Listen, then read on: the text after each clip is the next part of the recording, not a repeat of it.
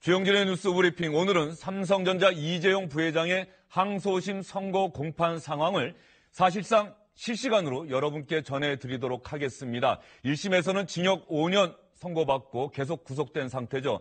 과연 항소심에서는 삼성전자 무죄라고 주장해 왔는데 삼성 측의 주장이 과연 항소심 재판부를 움직일 수 있을지, 이 부분이 오늘 항소심 선고 공판을 지켜볼 가장 중요한 포인트가 될 것 같습니다.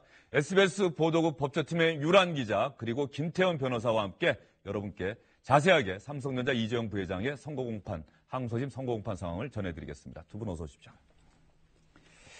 일단 유란 기자, 1심 선고 공판에서는 징역 5년 선고받았어요. 지난해 8월 25일에 있었던 것으로 기억을 하는데 네. 당시 5가지 혐의가 다 유죄가 인정됐다. 그런데 네. 5가지 혐의는 일단 뇌물이 기억이 나고 또 어떤 혐의들이 있습니까? 우선 뇌물 공여가 있고요. 그다음에 이 뇌물 공여를 위해서는 회사 안에서 그 목적 합당하게 쓰겠다고 밝혔던 목적과 다른 자금을 끌어왔기 때문에 횡령도 혐의도 기소가 됐고요. 그다음에 네. 이 돈이 독일에 있는 최순실 씨 회사라든지 이런 식으로 밖으로 나간 부분에 있어서는 재산국의 높이, 그다음에 범죄 수익 은닉, 그다음에 국회 청문회에서 이재용 부회장의 위증 혐의까지 총 5개의 혐의가 이 부회장에겐 적용이 됐고요. 이 중에 나머지 4명의 임원에게는 국회 위증 혐의만 제외된 4가지 혐의가 적용됐습니다. 최지성, 장충기 이런 분들도 같이 그때 선고가 됐었지요? 네, 공소사실은 사실상 같다고 보고요. 거기서 이 부회장만 위증이 들어갔다, 추가됐다라고 보면 되겠습니다. 나머지 피고인들은 4가지 혐의가 인정이 됐다. 뭐 이렇게 보면 될 수가 있겠네요. 네네, 적용됐습니다. 지금 이재용 부회장 오늘 항소심 선고 공판 법정에 들어왔죠? 네, 맞습니다. 2시에 시작이 됐는데요. 네. 저희 취재기자가 지금 실시간으로 내용을 전달해주고 있는데 지금 선고 공판이 지금 진행 중입니다. 시작이 됐고. 네. 손영환 기자가 올린 내용을 보니까는 담담한 표정으로 재판을 기다리고 있고 네. 특검이 입장하니까 특검 측 인사들과 또 가볍게 목례로 인사를 하기도 했다. 네, 맞습니다. 오랫동안 재판 받으면은 피고인하고 검찰 측, 특검이 이번에는 또 공소유지까지 맡았는데 친해집니까? 예전에 장시호 씨죠. 장시호 씨가 사실은 1심 재판할 때 나올 때 이제 표정이 워낙 편안해서 이제 기자들이 그거에 대해서 왜 그럴까 한번 취재도 했었고. 그런데 취재계가 그런 얘기 하지 않았습니까? 담당하는 교도관한테 언니 그러면서 팔짱도 끼고. 예. 검찰 이제 출정이라고 하죠. 이제 구속된 피고인들이 검찰 조사받는 것들을 출정이라고 하는데 출정 나가면 거기 부장님 안녕하세요. 무슨 검사님 안녕하세요. 이렇게 인사한다고 하지 않았습니까? 거기도 사람 사는 데니까 아무래도 좀 얼굴 자꾸 보고 이렇게 되면 좀 친분은 생기겠지만, 그런데 사실은 그렇게 아주 친한 척 하는 것은 드문이 하는 거죠. 저들은 나를 공격하는 사람이고, 저는 그거를 방어해야 되는 사람이 아니겠어요, 피고인 입장에서. 그러니까 이재용 부회장 그 정도로 친해졌을까는 모르겠으나, 주변에 들려나오는 또 그동안 언론 보도를 종합을 해보면, 워낙 수감 생활 성실하게 잘하고 있기 때문에, 깍듯하게 인사도 잘하고 예의도 바르다 그런 보도들은 조금 나온 거는 저는 접하긴 했습니다. 예.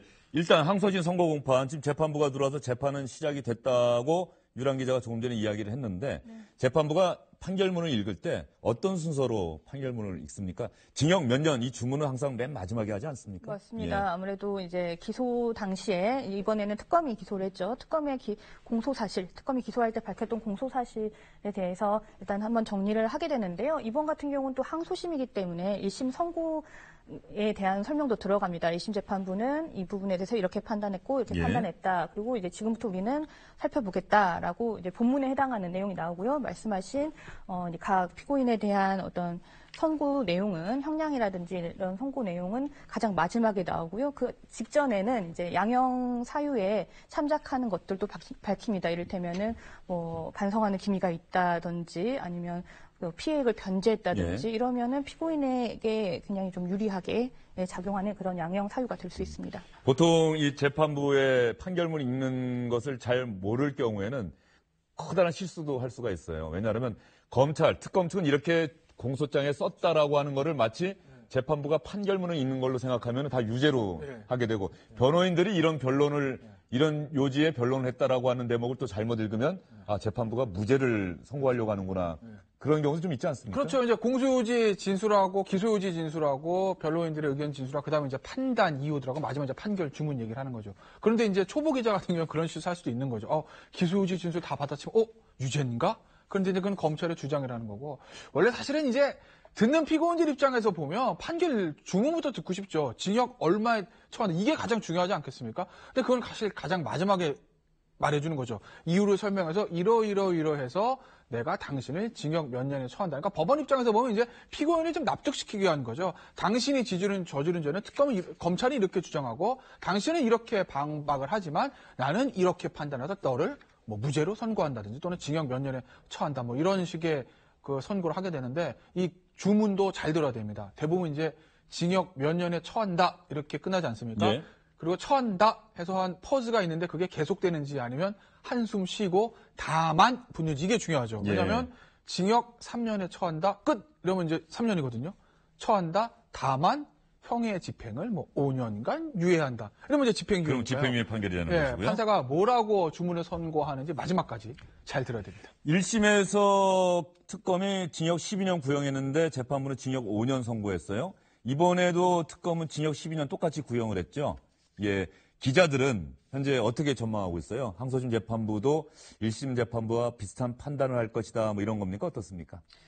사실 제가 경력이 짧아서의 이유가 가장 크겠지만 전문성이 부족해서의 이유도 크겠지만 법조계에서 삼성재판만큼 예측이 어렵다고 한 재판도 좀 드문 것 같습니다. 예, 유란 기자가 지금 네. 잠깐 얘기하는 동안에 지금 재판부가 박근혜 전 대통령과 최순실 씨 뇌물의 공동정범에 해당한다. 공동정범이라는 얘기는 우리가 쉽게 말하면 공범이라는 얘기죠.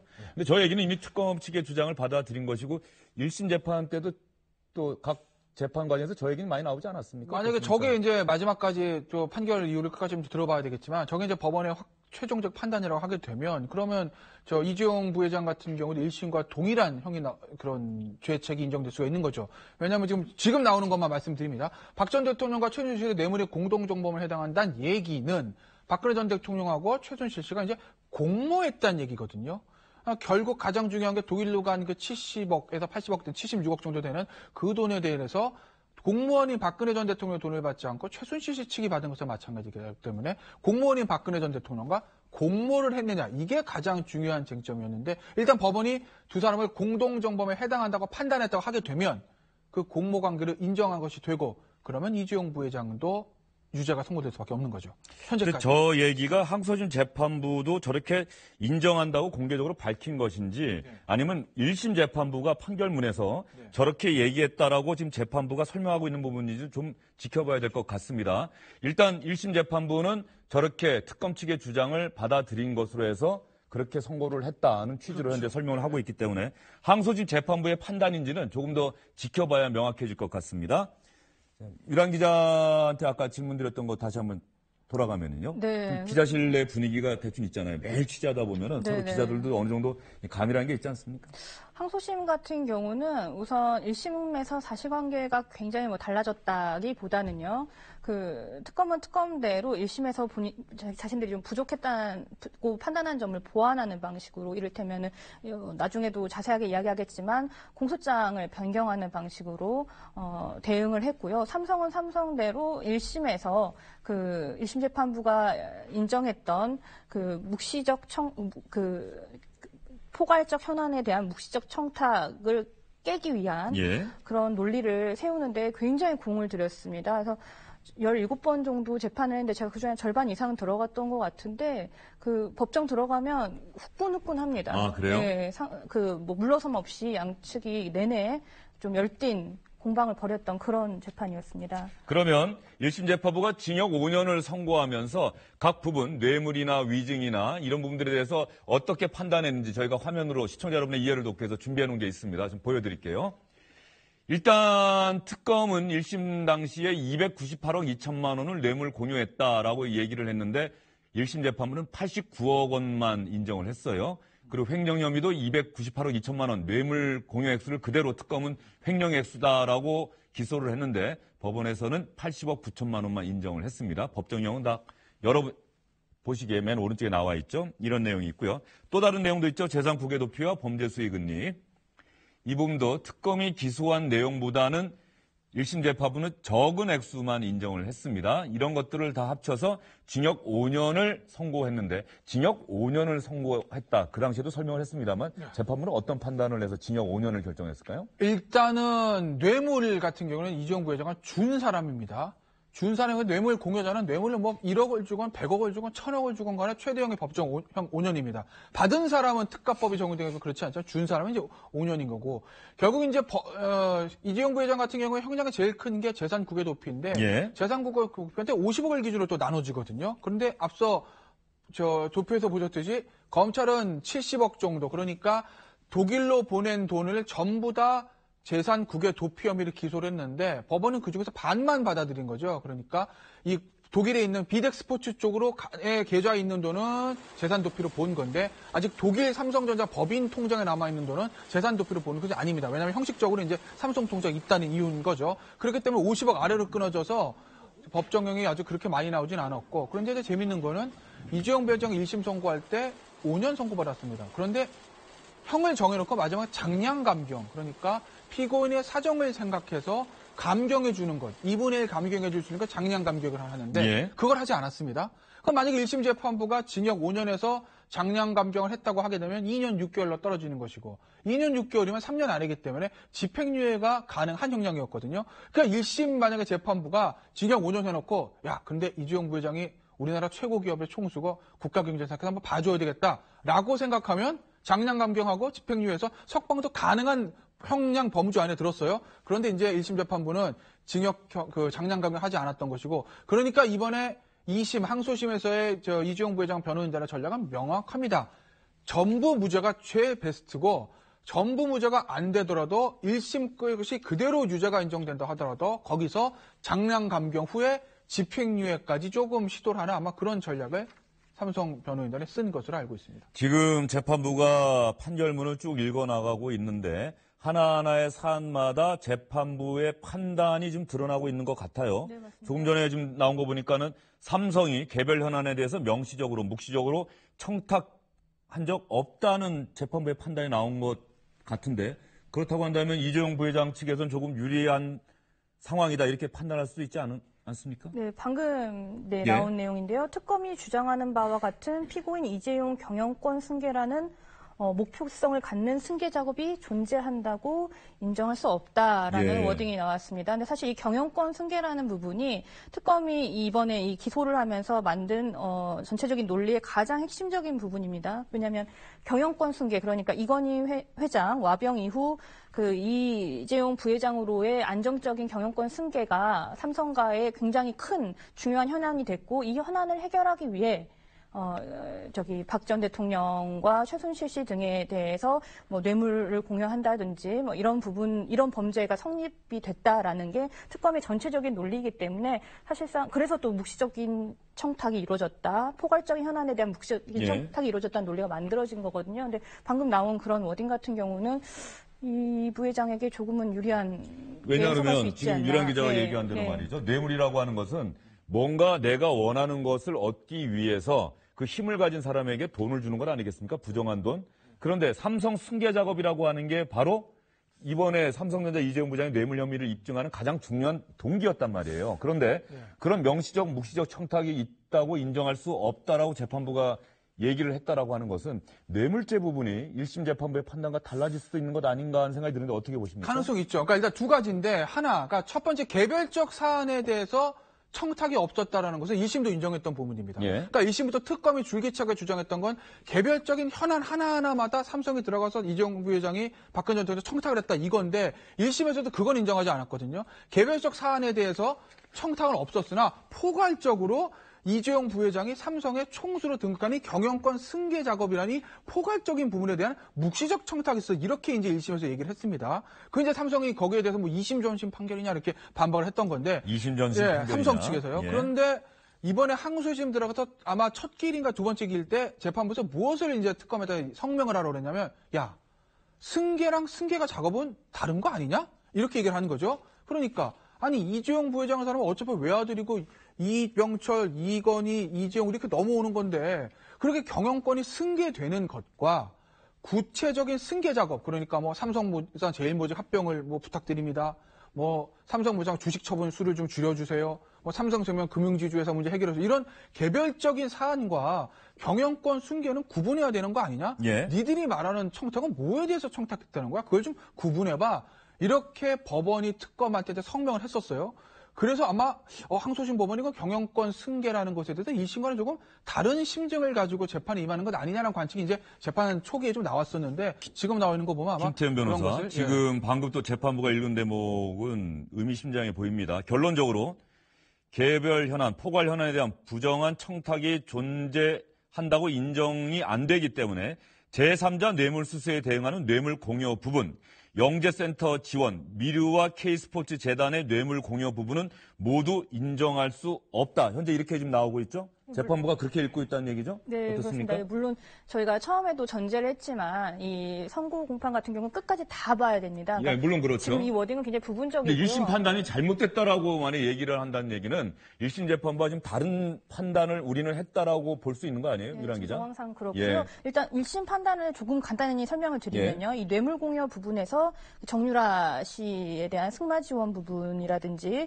저기 동계 스포츠 영재센터 저기 장시호 씨가 그 설립한 이 장시호 씨 소유로 볼 수 있는 동계 스포츠 영재센터 같은 경우는 이 일부 유죄 혹은 유죄로 인정을 한 상태였습니다. 뇌물 공여에서 사실 인정이 안 된 부분은 이 미르재단, K스포츠 재단이었는데요. 지금 지금 항소심 재판부가 이 부정한 청탁이라든지 현안 부분에 대해서 조금은 달리 판단하면서 이 뇌물 공여 1심에서 유죄로 인정했던 정유라 승마 지원과 동계 스포츠 영재센터 지원도 조금은 다른 판단이 나올 정황이 가능성이 조금은 있어 보이는 상황입니다. 예. 지금까지 항소심 재판부가 읽고 있는 판결문 내용 보면은 이재용 부회장이 징역 5년 선고받았는데 그거보다 형량이 낮아지고 뭐 집행유예나 뭐 완전 무죄까지는 우리가 지금으로서 말할 수 없는 상황이지만 그런 정도로까지 좀 형량이 낮아질 수 있다. 집행유예는 풀려 나올 수 있다. 이런 예단이 가능할까요? 왜냐하면 그 동계 스포츠 영재세가 K재단 미르재단의 제3자 뇌물이 1심에서 이제 무죄로 판결이 됐던 거고, 그걸 항소심에서 그대로 인정을 한 건데, 문제는 이제 동계 스포츠 영재세타가 1심에서는 유죄 나왔던 것이 2심에서 무죄로 바뀐 겁니다. 그 두 개가 삼성 측 주장은 야 동계 스포츠 영재센터나 K재단 미르재단은 똑같이 제3자 뇌물인데 뭐가 달라라는 얘기를 했는데 어쨌든 1심은 다르게 판결됐는데 이번엔 똑같이 무죄가 나오는 것이기 때문에 유죄가 나왔던 여러 부분에 대해서 한 16억 정도가 무죄로 빠진 거니까 이재용 부회장은 일단 기계적으로는 형량이 낮아지는 거죠. 그런데 이제 문제는 이 제3자 뇌물에 관련된 K재단 미르재단 동계 스포츠 연재가 아니라 역시 핵심은 이 두 특검과 삼성 이 싸움의 핵심은 독일에 간 말. 이 76억에 관한 것이거든요. 삼성 측도 1심에서부터 K재단 미르재단은 큰 문제가 아닌데 걱정되는 건 말이다. 이런 어떤 얘기를 계속 비춰왔었고 특검도 말 부분에 성패가 달려있다라고 얘기했던 것이고 결국 이 말 부분이 76억의 그 단순 뇌물죄가 유죄가 선고된 거 아니겠습니까? 그렇기 때문에 역시 핵심은 그 부분입니다. 이제 곧 법원에서 그 부분에 대한 어떤 그 선고 이유를 낭독을 할 텐데 결국 독일에 갔던 76억 원 그 부분에 대해서 특검이 어떻게 판결하느냐에 따라서 이재용 부회장 운명이 결정되는 겁니다. 거기서 만약에 뇌물이 무죄가 된다라고 하면 국외재산 도피, 횡령, 범죄 수익까지 줄줄줄줄 무죄가 되고 위증만 남게 되겠죠. 지금 김태현 변호사 이야기한 것처럼 정유라 씨의 승마 지원에 사용된 돈, 그것을 위해서 삼성이 지원한 돈을 뇌물로 볼 것이냐 안 볼 것이냐가 항소심 재판의 상당히 핵심 쟁점이었는데 그 부분에 관해서는 일단 재판부가 뇌물로 인정된다라고 이야기를 한 것 같아요. 유란 기자 그렇지 않습니까? 네, 지금 나온 부분 보면요. 예. 승마 지원 관련한 뇌물 공여 부분에는 부정한 청탁 부분이 문제가 되지 않기 때문에 이 부분은 단순 뇌물 수수에 대응하는 뇌물 공여라 직무 관련성과 대가성이 문제가 된다라는 부분이 나옵니다. 직무 관련성과 대가성이 문제가 된다. 어떤 뜻일까요? 일단 정유라 씨에 대한 승마 지원 부분은 1심에서는 예. 단순 뇌물로 단순 기소를 뇌물로. 했습니다. 단순 예. 뇌물의 경우에는 부정한 청탁을 입증할 필요가 없어지죠. 근데 지금 항소심에 들어와서 그러니까 작년 12월 22일에 특검이 이 부분에 대해서 제3자 뇌물 혐의를 추가 적용했거든요.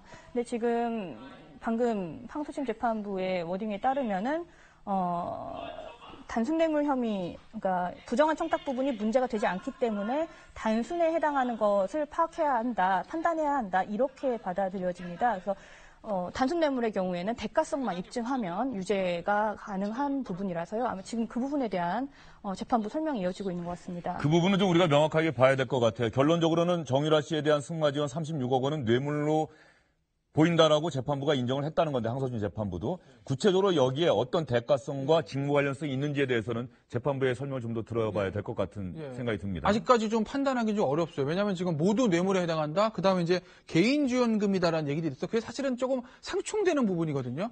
그러니까 정유라한테 개인 지원한 건데 그게 이제 뇌물이라고 하면 그 왜 뇌물이 되는지 대가성은 무엇인지 공모관계에 대한 얘기들이 나와야 되는데 아직은 지금 법원이 그 주문 판결을 낭독하고 있는 부분이기 때문에 가장 중요한 말 부분에 대해서 법원이 최종적으로 어떻게 판단하는지는 조금 한 5분 정도는 좀 기다려봐야 될 것 같은데 지금 될 것 같습니다. 지금 앞부분을 다시 설명해 드리는 거고요. 시청자 여러분, 재판부가 판결문을 읽을 때는 하나하나의 사안에 대해서 섣부르게 판단하면 절대 안 됩니다. 지금은 재판부가 각 특검 측과 이재용 부회장의 변호인 측이 제기했던 사안에 대해서 공소장, 항소하면서 항소장에 제기한 그 내용들에 대한 또 항소심 재판이 진행되는 동안에 있었던 각각의 쟁점에 대한 재판부의 판단이 지금 나오고는 있는데 나중에 재판부가 이걸 일률적으로 다시 한번 포괄적으로 정리를 하게 되죠. 지금으로서는 하나하나 사안을 갖고 우리가 섭부르게 유죄다 무죄다라고 판단할 수는 없는 상황인 거고. 네, 맞습니다. 예. 재판부가 지금 뭐 어느 부분 지금 읽고 있죠? 지금도 승마지원 부분에 정유라 대한 씨 승마지원에 대한 부분을 계속 읽고 있습니까? 예, 맞습니다. 그렇다고 한다면 그 추가 뭐 독대 부분 있지 않습니까? 네. 그 유란 기자가 이거 취재하면서 이미 알고 있던 내용이니까 네, 지금 네, 뭐 네. 우리가 지금 판결문 읽고 있는 상황은 잠시 좀 놔두고 말이죠. 네, 네. 추가 독대 이 부분에 대해서 특검 측은 4차례 독대했다 뭐 이런 주장을 재판 과정에서 했습니까?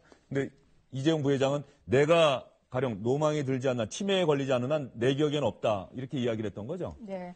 간단하게 배경 설명을 드리면 이 독대라는 거, 박 전 대통령과 이 부회장의 독대가 왜 중요하냐. 이 독대 자리에서 부정한 청탁이 이루어졌을 것이다. 가 특검의 논리이기 때문입니다. 그런데 1심까지는 3차례 독대가 있었다. 9월 15일에 대구 혁신센터에서 예. 당시 박 전 대통령과 이 부회장이 5분 정도 만남을 가졌던 그 9월 15일 그 독대가 첫 번째였고 이후에 이제 총 3번, 나머지 2번은 그 청와대 안가에서 이루어진 2번의 독대까지 해서 총 3번의 독대가 이루어졌다가 특검의 논리였는데 이게 삼성 측에 굉장히 강한 그 논리적으로 공격을 받았던 부분이 어떻게 5분 안에 무슨 대화가 이루어지냐, 교감이 이루어지는 시간으로는 너무나 촉박하고 부족하다라는 그런 공격을 삼성 측 변호단이 굉장히 줄기차게 해왔는데요. 작년 12월에 들어서 그 특검이 알고 봤더니 1차 9월 15일 독대 전에 3일 전에 청와대 안가에서 추가 독대가 있었다. 그러다 보니까 1차 앞을 지칭하다 보니까 저희가 이제 영차 독대라는 표현을 쓰기 시작했는데요.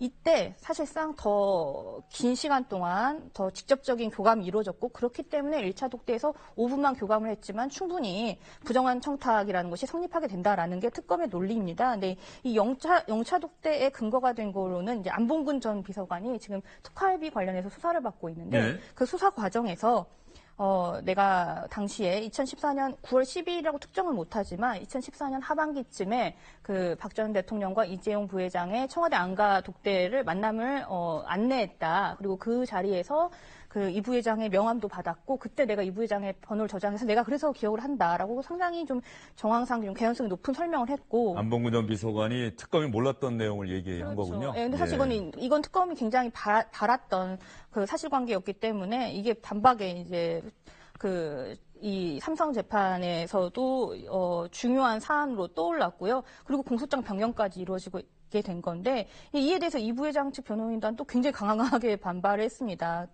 시기도 특정을 못하는 뿐더러 우리들이 알기로는 이 부회장은 명함에 핸드폰 번호를 적고 다니지 않는다. 그 명함을 보고 번호를 저장했다는 이 사실관계도 틀린다. 뭐 이렇게 반박을 해왔는데 어쨌든 이 영차 독대가 인정될 경우에는 그 부정한 청탁이라는 부분이 상당히 강화가 되어서 특검에게 굉장히 유리한 방식으로 흘러갈 확률이 있습니다. 예, 재판부가 지금 쟁점별로 쭉 해서 특검과 변호인 측의 주장을 적시를 한 다음에 재판부의 판단을 하나하나 밝히고 있는데 일단 저는 지금까지 나온 사항 중에 좀 정리할 필요가 있어요. 삼성 측에서 명시적, 묵시적 청탁했다고 인정할 만한 근거가 없다라고 재판부가 이야기를 했어요. 그 얘기는 제3자 뇌물 공여나 이런 부분들에 대해서는 뇌물로 인정할 수 없다. 미르와 K스포츠 재단에 낸 돈은 뇌물로 볼 수 없다라고 하는 건데 그러면서 갑자기 그 정유라 씨 승마 지원은 뇌물로 인정이 된다라고 이야기를 했어요. 그리고 이런 얘기를 해요. 사적인 동기가 없다. 최순실 씨와 정유라 씨에게 이렇게 삼성 측에서 36억 원을 승마 지원해줄 동기가 없다. 그러면서 직무 관련성과 대가성이 인정된다. 이 얘기는 뭡니까? 그러니까 아직까지 법원에 마지막까지 말이 나오지 않으니까 저도 좀 납득하기, 그러니까 좀 맞추기 어려운데, 예를 들면 경영권 승계 작업이라는 게 삼성과 특검이 또 굉장히 그게 공방을 벌였다는 게 어떤 이유가, 누가 돈을 받든지 간에 뇌물은 기본적으로 대가성이 있어야 되지 않습니까? 예. 그 대가성의 특검은 포괄적인 의미에서 경영권 승계 작업을 위해서 그것을 돈을 준 것이다. 그렇기 때문에 뇌물의 대가성이라고 본 것이고, 삼성은 그걸 깨기 위해서, 만약에 대가성 있는 뇌물이라는 것이 깨지면 뭐 공모관계고 뭐고 다 필요 없는 얘기 아니겠습니까? 그래서 야, 너희들이 전제를 주장하고 있는 이 경영권 승계 작업이라는 것이 없어. 이렇게 얘기를 했습니다. 그런데 지금 항소심 법원에서 포괄적 경영 승계 작업이라는 것이 애초부터 존재하지 않는다고 얘기를 했고, 그 얘기는 삼성이 주장했던 뇌물의 대가성의 전제가 깨진 건데, 일단 현재까지 정유라 씨에 대한 지원한 36억 원은 이제 뇌물에 해당한다. 그것도 76억 전부 다도 아니고 그중에 반인 36억. 아마도 이제 아까 제가 말씀드렸던 국외 재산 도피에서 독일로 간 돈 중에서 반은 삼성전자 계좌에 있고 반은 이제 그 비텍스포츠인가요? 그쪽 계좌로 들어갔는데, 아마 이 독일에 있는 최순실 씨 측 계좌로 들어간 그 돈만 지금 뇌물로 본 것 같은데, 아직 현재 시점의 얘기인 것이고, 최종 결론이 뭔지는 조금은 좀 지켜봐야 될 것 같습니다. 그래야 법원이 어떤 논리로 유죄 또는 무죄를 인정했는지 제가 좀 정확히 말씀드릴 수 있을 것 같습니다. 지금 재판부가 또 이야기를 한 게, 그 말 있지 않습니까? 말을 여러 마리를 사고 소유권 뭐 이전하고 막 이랬던 과정들이 있다라고 하는데, 이 말 구입 비용 자체 그리고 부대 비용은 뇌물로 인정할 수 없고 사용 수익만 뇌물로 인정이 된다라고 지금 이야기를 했어요. 이 부분도 좀 설명이 필요한 부분인데, 유란 기자 어떻게 보세요? 일단 조금 더 예. 앞부분까지 이제 설명을 드리면, 법원 지금 뇌물 공여 부분에서 기소된 사실이 크게 세 가지입니다. 그러니까 정유라 승마 지원, 그다음에 동계스포츠 영재센터 지원, 그다음에 미르재단 K스포츠 그렇죠. 재단인데, 이 중에서 1심은 재단 부분은 아예 무죄를 이야기했고요. 그다음에 정유라 승마 지원 같은 경우는 그 선수단과 마필 수송 차량 구입비와 약속 금액 부분은 인정이 되지 않는다라고 해서 그 범죄 액수 가운데 일부를 인정하지 않았습니다. 그런 식으로 일부 유죄를 이야기했고요. 이제 동계스포츠센터 같은 경우는 전체가 공소사실 전체가 유죄가 됐는데, 지금 항소심 재판 같은 경우는 영재센터 후원금과, 그러니까 1심에서 유죄로 인정했던 영재센터 후원금과 그다음에 무죄로 인정된 재단 출연금까지 뇌물 공여로 보기 어렵다는 식으로 지금 이야기를 하고 있는 것 같고요. 이제 거기에 이제 1심에서 일부 유죄가 나왔던 정유라 승마 지원에 대해서도 인정했던 그 범죄 액수에서 또 일부를 또 인정하지 않는 방식으로, 그러니까 특검한테 조금 불리한 방식으로 예. 진행이 되고 현재까지는 있는. 그렇다는 네, 얘기죠. 그런 식으로 그런 상황인데, 진행이 되고 제가 있습니다. 김태 변호사한테 이 얘기를 좀 질문을 해볼게요. 1심 판결을 보면 사실상 지금과 좀 비슷해요. 미르나 K스포츠 재단에 낸 돈에 대해서는 뇌물로 볼 수 없다라고 하는 것은 1심의 판단도 2심 재판부와 비슷한 판단인데, 36억, 정유라 씨 승마 지원에 대한 36억은 1심 재판부가 37억 원 정도 유죄로 인정했다라고 하는 부분까지는 동일하단 말이에요. 그런데 1심 재판부와 2심 재판부 지금까지 나온 거는 결정적으로 다른 얘기는 경영권 승계에 대한 묵시적인 청탁이 있었다라고 하는 게 1심 재판부의 판단이에요. 그런데 항소심 재판부는 그런 게 없다라고 얘기를 하고 있거든요. 그 부분이 2심 재판부의 나중 최종적인 양형 판단에 결정적인 어떤 근거로 작용하지 않을까 하는 이런 생각이 좀 들어요. 그렇죠. 그러니까 그리고 그것도 마찬가지겠지만, 그럼 대가성의 전제가 되는 게 깨진 건데, 그런데 뇌물을 또 인정한다는 거 뭐냐는 거죠. 그렇죠. 그러니까 뭐 유무죄, 뭐 누구 편을 드는 이런 문제가 아니라 판결이 논리가 좀 맞아야 되는데, 대가성의 근거가 되는 경영권 승계하다 인정하지 않는데 독일로 간 것은 뇌물이다. 그러니까 아직까지는 지금 석뜻 납득은 되지는 않습니다. 그건 최종 판단을 나와봐야 되는 거고, 지금 보시면은 계속 저희가 자막에 나오고 있는 얘기가 말 구입 비용과 부대 비용은 뇌물이 아닌데 말의 무상 사용이 뇌. 이건 무슨 얘기냐면, 현재 기준을 말씀드립니다. 재판 과정에서 쟁점이 됐던 게 말 누구 거지? 이거였거든요. 그렇죠. 그러니까 뭐 말을 마음대로 타라고 했던 얘기는 뭐 내 거니까 마음대로 타지 누구 거 이런 얘기도 나오고 여러 가지 얘기가 나왔는데, 이 말이 한두 푼도 아니고 몇십억씩 하는 말 아니겠습니까? 네. 그러니까 말이 만약에 뇌물이라고 하면 삼성에서 말을 사서 정유라 타라 하고 사줬다고 하면 그 말 자체가 뇌물이 되는 거죠. 가격이 높아집니다.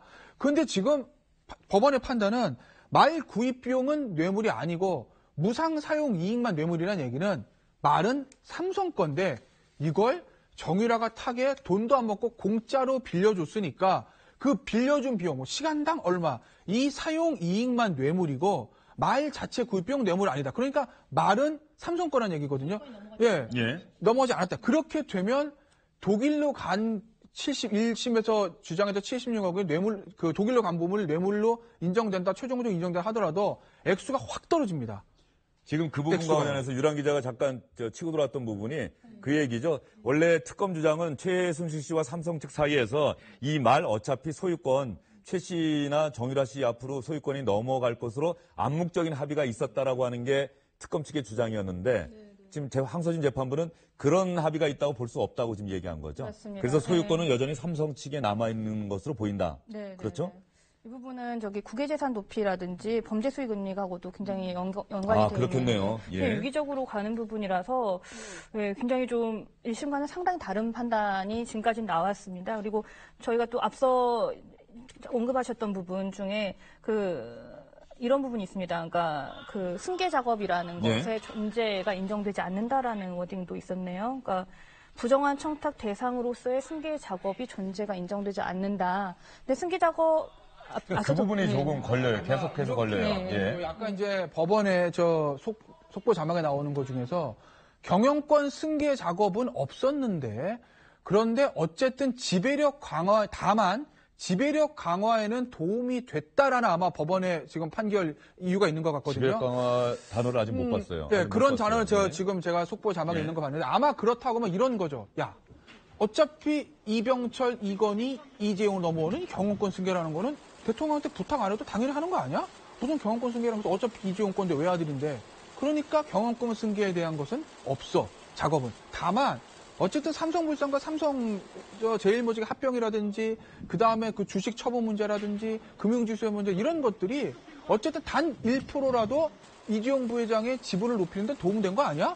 그러니까 경영권 승계에 대한 대가성은 없더라도 지배력을 조금이라도 강화하는 측면에서 대가성은 인정될 수 있는 것 아니야? 라고 법원이 볼 수는 여전히 있는 거죠. 좀 어떻게 보면 제가 좀 기계적이고 좀 너무 도식적이긴 하지만 현재까지 나와 있는 거로 되면 그런 생각을 할 수 있을 겁니다. 그 부분은, 그래서 아마 뇌물에 대한 부분은 우리가 좀 더 확인을 해봐야 될 것 같아요. 김태현 변호사가 워낙 사안을 잘 알고 재판부가 이렇게 판결문을 읽는 거를 잘 아니까 설명을 해주셨는데 아직 구체적으로 재판부가 어떻게 읽고 있는지는 좀 우리가 확인을 해봐야 되는 부분이고 영차 독대는 우리 유랑 기자, 그 노트북을 이 안쪽으로 좀 넣으시면, 놓으시면은 괜찮을 것 같아요. 그 영차 독대는 재판부가 이런 얘기를 했네요. 사실 이번 재판에서 큰 결정적인 영향을 미칠 사안은 아닌데 특검이 하도 주장을 하니 판단을 한번 해보겠다라고 했는데 지금 영차 독대 이 면담 부분이 인정할 수 없다고 얘기를 했네요. 그렇네요. 특검이 이거는 진 거네요. 네, 제가 아까도 언급했던 그런 부분이 나왔습니다. 여기 9월 10일 날 대통령이 안가에 있는 것을 대통령은 안가에 있는 것이 확인이 됐는데 이재용 부회장이 안가에 갔는지는 확인이 안 되고 있다. 안봉근 전 비서관은 이재용 부회장으로부터 명함을 받아서 번호를 저장했다고 진술하고 있는데 명함의 존재도 확인되지 않을 뿐더러 이 부회장의 명함엔 휴대전화 번호가 없는데 뭐 이런 부분들. 그러니까 아까도 그 영차 독대를 주장하는 특검의 논리에 반박하는 변호인단의 논리가 상당히 좀 받아들여진 것 같습니다. 그리고 여기서 김태현 변호사 죄송합니다. 항소심 재판부도 분명한 것은 사실 박근혜 전 대통령과 최순실 씨를 뇌물죄의 공범으로 보지 않는다면 따지고 보면 박근혜 전 대통령이 직접적으로 받은 돈은 하나도 없잖아요. K스포츠재단, 미르재단, 뭐 동계 영재 뭐 스포츠센터라든지 이런 센터로 갔거나 아니면 최순실 씨와 딸 정유라 씨의 승마 지원금 이런 부분인데 공범이기 때문에 최 씨에게 간 돈 혹은 최 씨의 딸 정유라 씨의 승마에 사용된 돈 이 돈을 지금 뇌물로 본다는 거 아니겠어요? 이 부분이 어쨌든 간에 항소심 재판부도 1심 재판부와 같은 판단을 했다라고 하는 것은 박근혜 전 대통령과 최 씨는 공동정범이다. 나중에 박근혜 전 대통령과 최 씨 재판에도 이 부분은 그대로 인정이 되겠죠? 그렇죠. 이제 박근혜 전 대통령하고 최순실 씨의 다른 모든 범죄에서 공범이니까 지금 좀 어느 정도 인정이 돼가고 있는 것 같습니다. 실제 재판을 보면 뭐 문건 유출도 그렇고. 근데 이제 가장 중요한 게 이 재판이 어려웠던 건지 박근혜 전 대통령이 직접 돈을 받지 않았기 때문에 최순실 씨가 받은 걸 박 전 대통령도 받은 걸 볼 수 있을까?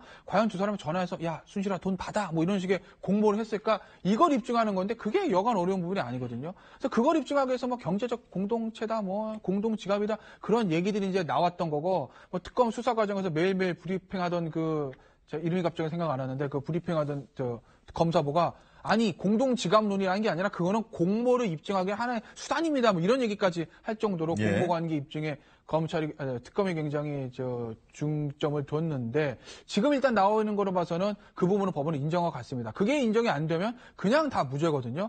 그런데 뭐 36억 정도는 뇌물을 인정한 거로 봐서 그 부분에 대한 공모 관계 현재 시점에서 보면 좀 법원이 받아들인 것 같고 얼마 전에 이제 이 사건과 별도지만 박근혜 전 대통령의 국정원 특활비 수수 문제가 나오지 않았습니까? 거기 보면 뭐 그 특활비 받은 걸로 뭐 최순실 씨한테 옷값을 뭐 대납하게 하고 그런 얘기도 좀 나옵니다. 아마 그런 내용들은 뭐 특검이 이 법원에 증거를 제출했는지는 모르겠으나 아마 이제 여러 주변 사실들과 정황들로 봤을 때 두 사람은 이 부분에 대해서 어느 정도 묵시적으로 공모를 했다라는 것을 법원이 좀 현재까지는 인정한 것으로 보입니다. 예. 현재까지는요. 지금 시간이 2시 49분 50분을 향해서 달려가고 있습니다. 항소심 재판부 상당히 긴 시간 동안 판결 양형은 아직까지 밝히지 않고 있고요. 판결을 이렇게 내릴 수밖에 없는 그 이유를 길게 설명을 하고 있습니다. 지금 이 시간 아직까지 재판부가 판결문을 읽고 있으니까 서울중앙지방법원, 고등법원도 다 서초동에 같이 있지 않습니까? 네네. 이쪽 법원의 한번 표정 한번 살펴볼까요? 혹시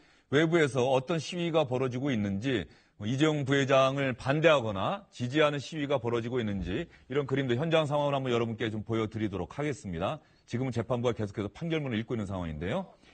자, 지금 이 시각 실시간 상황은 아니고 조금 전 상황인 것 같은데 서울고등법원 앞에서 이재용 엄중 처벌 이 사안은 이재용 부회장에 대해서 비판적인 의견을 갖고 계신 분들이 법원 앞에서 시위를 하고 있는 상황 벌어지고 있습니다.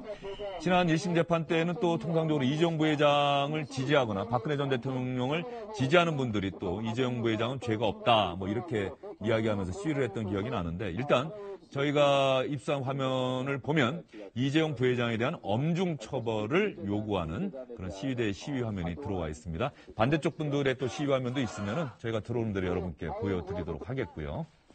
2시 50분 35초 지나가고 있습니다. 지금 항소심 재판부는 어떤 부분에 대한 이유를 밝히고 있는지 궁금합니다. 유랑 기자. 네, 지금 승마 부분에 대한 계속해서 승마 부분 이야기하고 있습니까? 예, 끝났고요. 예. 재단 부분 1심에서 뇌물공여 관련 혐의 공소 사실 중 유일하게 그 개별적 현안 청탁이 인정되지 않는다며 무죄가 선고됐던 미르재단 125억 원, K스포츠재단 79억 원의 출연, 삼성의 출연 관련한 항소심 재판부의 판단이 지금 나오고 있습니다. 예. 그러면 지금 현재까지는 법원이 영재센터와 미르, K재단 횡령 인정 안 된다라고 이야기를 하고 있고요. 1심 재판부와 조금은 다른 판단을 하고 있기 때문에 오늘 항소심 재판부의 이재용 부회장에 대한 선고는 정말 실시간으로 지켜봐야 될 것 같습니다. 1심에서는 징역 5년의 실형이 선고가 됐었는데 지금 이런 상황이라고 한다면 항소심 재판부는 1심 재판부와는 다른 판단을 할 가능성이 대단히 커 보입니다. 그러면 여기서 항소심 재판에서 어떤 부분들이 쟁점이 되는지 시청자 여러분께서 이해하기 쉽게 저희가 준비한 화면을 보여드리면서 여러분께 설명을 좀 드리도록 할게요. 대신 좀 짧게 해드리겠습니다. 계속해서 판결문을 현재 재판부가 읽고 있는 상황이기 때문에. 먼저 쟁점, 이재용 합병 등 청탁했느냐, 박근혜 이재용 독대했느냐, 이 영차 독대 이야기하는 것 같고요. 박근혜 최순실 공모했느냐, 삼성의 최종 책임자는 누구냐. 이 앞부분 세 가지는 판단이 나온 거 아니에요, 유랑 기자? 네, 어느 정도 나온 것 같습니다. 묵시적, 명시적 청탁 없었다라고 하는 게 항소심 재판부의 이야기인 것 같고요. 그렇죠. 독대, 영차 독대도 인정할 수 없다. 그럼 박근혜 최순실은 공모했다라고 하는 건 공동정범이라고 한다면 그 부분은 인정했다고 볼 수 있을까요? 독일로 간 말 부대 사용액 36억 예. 정도인가요? 그거를 뇌물로 인정했다는 얘기는 두 사람의 공모관계 인정한 거죠. 공모관계 인정이 안 되면 그건 뭐 뇌물은 무죄가 나오는 부분이거든요. 그 삼성의 최종 책임자 누구냐, 저 부분에 관해서는 사실 1심 재판 때도 제가 그런 말씀을 드렸던 기억이 나는데 이재용 부회장이 최종 책임자가 아니라고 한다면은 삼성 인사는 도대체 누가 하느냐. 삼성에서는 결제 라인에 이재용 부회장이 없다는 걸 그때 근거로 주장하지 않았어요. 삼성 최종 책임자는 항소심 재판부 어떻게 글쎄요, 저게 판단할까요? 사실은 삼성 최종 책임자가 누구냐는 게 중요한 사실은 아니거든요. 중요한 사실은 아닌데 삼성 책임자는 그래도 이재용 부회장을 보는 것이 맞죠. 뭐 결제라인에 도장 찍고 쌓는 게 뭐가 그렇게 중요합니까? 그건 형식적인 부분인 거고. 아마 이제 저 부분은 예를 들어서 전부 다 죄가 다 인정됐는데 다 뇌물로 받고 다 맞는데 자 최종 책임자는 이재용 부회장이 아니고 최지성 당시 미래전략실장이다. 그러면 이재용 부회장 무죄고 최종 실장 유죄입니다. 그런데 이제 그게 지금으로 판결 아직 나온 건 아니지만 현재 이제 전부 다 어느 정도 일부는 유죄가 돼 가는 분위기이기 때문에 현재 시점에서는요. 예. 최종 책임자는 당연히 이제 이재용 부회장이랑 보고 법원이 판결을 하고 있는 거죠. 만약 그게 아니라면 이재용 부회장은 전부 무죄인 거죠. 예. 시청자 여러분, 지금 자막 나오는 거는 재판부가 저렇게 이야기했다는 게 아닙니다. 삼성 측에서 저렇게 주장하고 있다는 이야기입니다. 이재용 부회장이 총수가 아니다라고 이야기한 거는 삼성 측의 주장인 거고요. 법원이 방금 또 나온 얘기는 코어 스포츠 재단의 송금, 이 독일에 있던 뭐 최순실 씨가 만든 재단인가 그렇죠? 여기에 송금한 것은 재산의 국외 도피로 볼 수 없다. 이 부분도 그 유랑 기자 보기에 1심 재판부와 좀 같은 판단입니까? 다른 판단입니까? 저 부분? 코어 같은 경우는 예. 저기 국외재산 도피 같은 경우에 코어 스포츠 명의의 독일 계좌로 간 삼성의 돈 36억 3,484만 원은 1심에서 유죄 판단이 됐습니다. 그 무죄가 나온 건 삼성전자 명의 독일 계좌에 간 돈이었는데요. 지금 코어 부분도 코어로 간 코어 명의 독일 계좌로 간 돈도 재산 국외 도피가 아니다라는 것은 사실상 재산 국외 도피 전체에 대한 판단에 큰 영향을 줄 지금 수 있을 것 그 같습니다. 부분 김태 변호사가 판단 설명하기 좋게 제가 하나 더 말씀드릴게요. 실제로 마피를 구입하고 차량 구입이 이루어졌다. 따라서 삼성이 당시에 돈을 예치했던 사유가 거짓으로 볼 수가 없다. 그래서 그 돈을 송금한 거, 삼성의 계좌로 송금한 거 이 부분에 대해서는 무죄다라고 이야기한 거예요. 지금. 그렇죠. 이렇게 되면 이 재판은 아직까지 단정되기는 어렵지만 삼성 완승입니다. 아, 삼성의 완승이라고 볼 수 있을까요? 왜냐하면 예. 뇌물 자체가 1심에서 유죄된 거 중에 10억 빠졌죠. 영재세타. 그리고 독일로 간 돈 중에서 반 정도가 빠졌습니다. 지금 말 구입 비용에 빠졌다는 거죠. 그것도 그렇고 중요한 건 형량에서 가장 중요한 건 저 국외 재산 도피입니다. 일반인들의 관심은 뇌물이냐 아니냐죠. 박근혜 전 대통령 관심도 뇌물이냐 아니냐일 겁니다. 하지만 뇌물은 아무리 많이 줘도 최대형이 5년이거든요. 법정형이. 형량이 가장 많은 건 재산 국외 도피입니다. 그래서 특검이 재산 국외 도피가 1심에서도 본인들이 기소한 거 반 정도밖에 유죄로 나온 것이 유죄로 선고된 거에 대해서 굉장히 불만을 터뜨렸는데 이번에 그 부분마저 지금 재산 국외 도피에 대해서 무죄로 수 있는 분위기이기 때문에 그렇기 때문에 그렇다고 하게 되면 이재용 부회장 형량은 확 떨어질 수 있는 거고. 예, 유랑 기자가 지금 방금 되면, 예. 김태현 변호사 이야기할 때 뭔가 결정적인 부분을 지금 잡았다면서 이야기를 했었는데 어떤 대목 이야기하고 싶어서 그런 거예요? 저희가 저 표현에 있어서 예. 지금 선고공판 진행 중이기 때문에 저희가 예단할 수 있는 표현을 사용할 수 없어서. 그런데 그 부분은 전체적으로 이재용 부회장 전체 형량에 대해서 유죄냐 무죄냐 이 부분은 뭐 저희가 이야기하면 안 되는 거고요. 그 최종적으로 징역 뭐 몇 년 이 얘기 나오기 전까지. 그러나 재판부가 지금 자기 스스로가 어떤 부분에 대해서는 원심 재판부의 판단에 동의한다. 따라서 모두 무죄다. 뭐 이렇게 재판부가 이야기를 하고 있는 부분은 어떤 하나의 부분에 대해서는 재판부가 무죄다라고 이야기를 하고 있는 부분까지도 안 돼요? 네, 그 워딩을 사용해서는 안 됩니다. 아니 재판부가 무죄라고 했는데 우리가 무죄라고 이야기하는 게 안 된다는 게 말이 됩니까?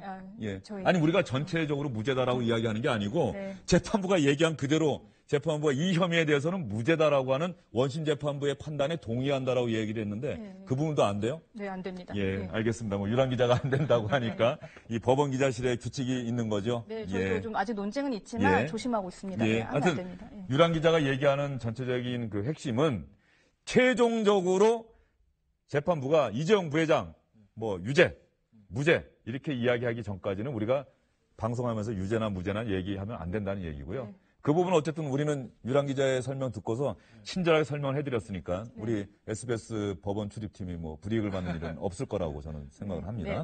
자, 그러면 지금 법원 항소심 재판부가 계속해서 이야기를 읽어나가고 있고 계속해서 판단의 이유를 밝히고 있는데 지금 어느 부분입니까? 맨 마지막 부분으로 지금 간 것 같은데 말이죠. 네, 그렇습니다. 지금 국회 위증 부분이 시작이 마지막에 국회 위증 부분이요? 예. 1심에서는 국회 위증도 다 유죄로 인정이 됐었죠? 예. 그래서 이재용 부회장의 위증 부분은 다른 게 아니라 최 씨 압니까 모릅니까? 뭐 이거 아니었겠어요? 그렇죠. 근데 사실 이재용 부회장은 알지 못한다고 계속 얘기를 했습니다만 청문회를 지켜본 많은 분들은 알고 있는 거겠지라고 이야기한 거 아니겠습니까? 이건 판단이 뭐 달라질 특별한 사정명이 없겠죠. 크게 달라질 건 아닌 거로 보고요. 왜냐하면 뭐 시중에도 그렇게 얘기하지 않습니까? 야 모르는데 그 말 해달라고 다 해주냐? 아무리 승마 지원이 중요하다고 하더라도 이런 얘기들 하는데 그래서 아마 최순실 씨에 대한 것은 뭐 안다고 보는 게 맞지 않을까 싶지만 아직까지 이제 법원의 결과가 나온 것은 아니니까 예단할 수는 없는 것이고 앞서 제가 그 국외재산 도피 좀 말씀하다가 얘기 드리다가 좀 쓰면 안 드렸는데 자 이제 여기서 이 말씀만 드리고요. 자 이제 재판부가 결론 부분에 들어갔습니다. 시청자 여러분 결론 부분에 들어갔기 때문에 이제 곧 이재용 부회장의 항소심 재판의 선고 결과가 나올 것 같습니다. 예, 이야기해 주시죠. 국외재산 도피 같은 경우는 법원의 판단 이런 거죠. 아니 국외재산 도피란 게 거짓으로 돈을 빼는 건데 쉽게 말씀드리면 말 산다고 신고하고 실제로 말 샀잖아.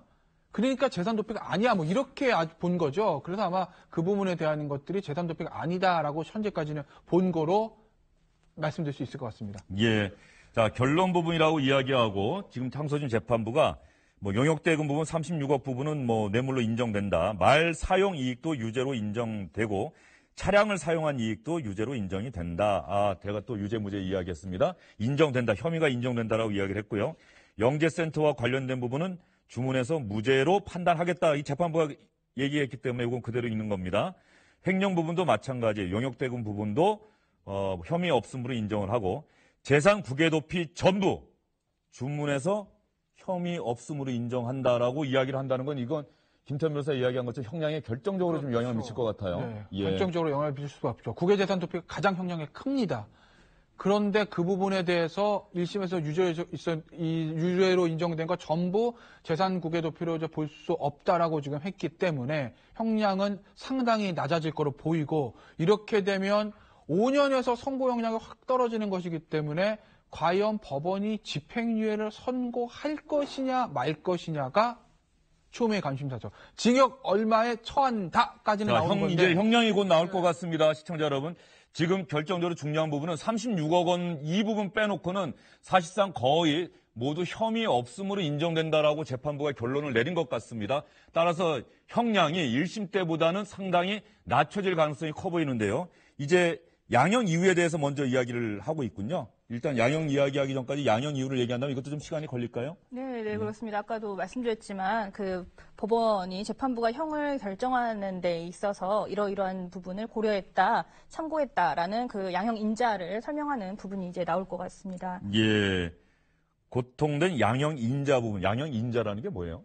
그러니까 양형 요인들인데, 그러니까 형량을 아직까지도 법원이 이런 용어는 못 고쳤군요. 그러니까 사실은 이게 이제 일본식 조어라고 합니다. 그러니까 우리나라 사법 시스템이 기본적으로 이제 일제 시대 때부터 시작해서 뭐 양형을 결정하는 하나의 요인들 뭐 이런 겁니까? 일본식 법체계를 받아들였기 때문에 아직까지 이제 일본식 용어들이 많이 남아 있고 그걸 이제 계속 고쳐간다고 하는데 아직까지 이제 그 남아 있는 거고 양형 인자라는 말은 형량을 결정하는 요인들. 그러니까 자백을 했는지, 반성의 기미는 있는지, 피해 회복을 했는지, 전과는 있는지. 그리고 앞으로 재범 가능성이 있는지 이런 것들을 판단하는 거죠.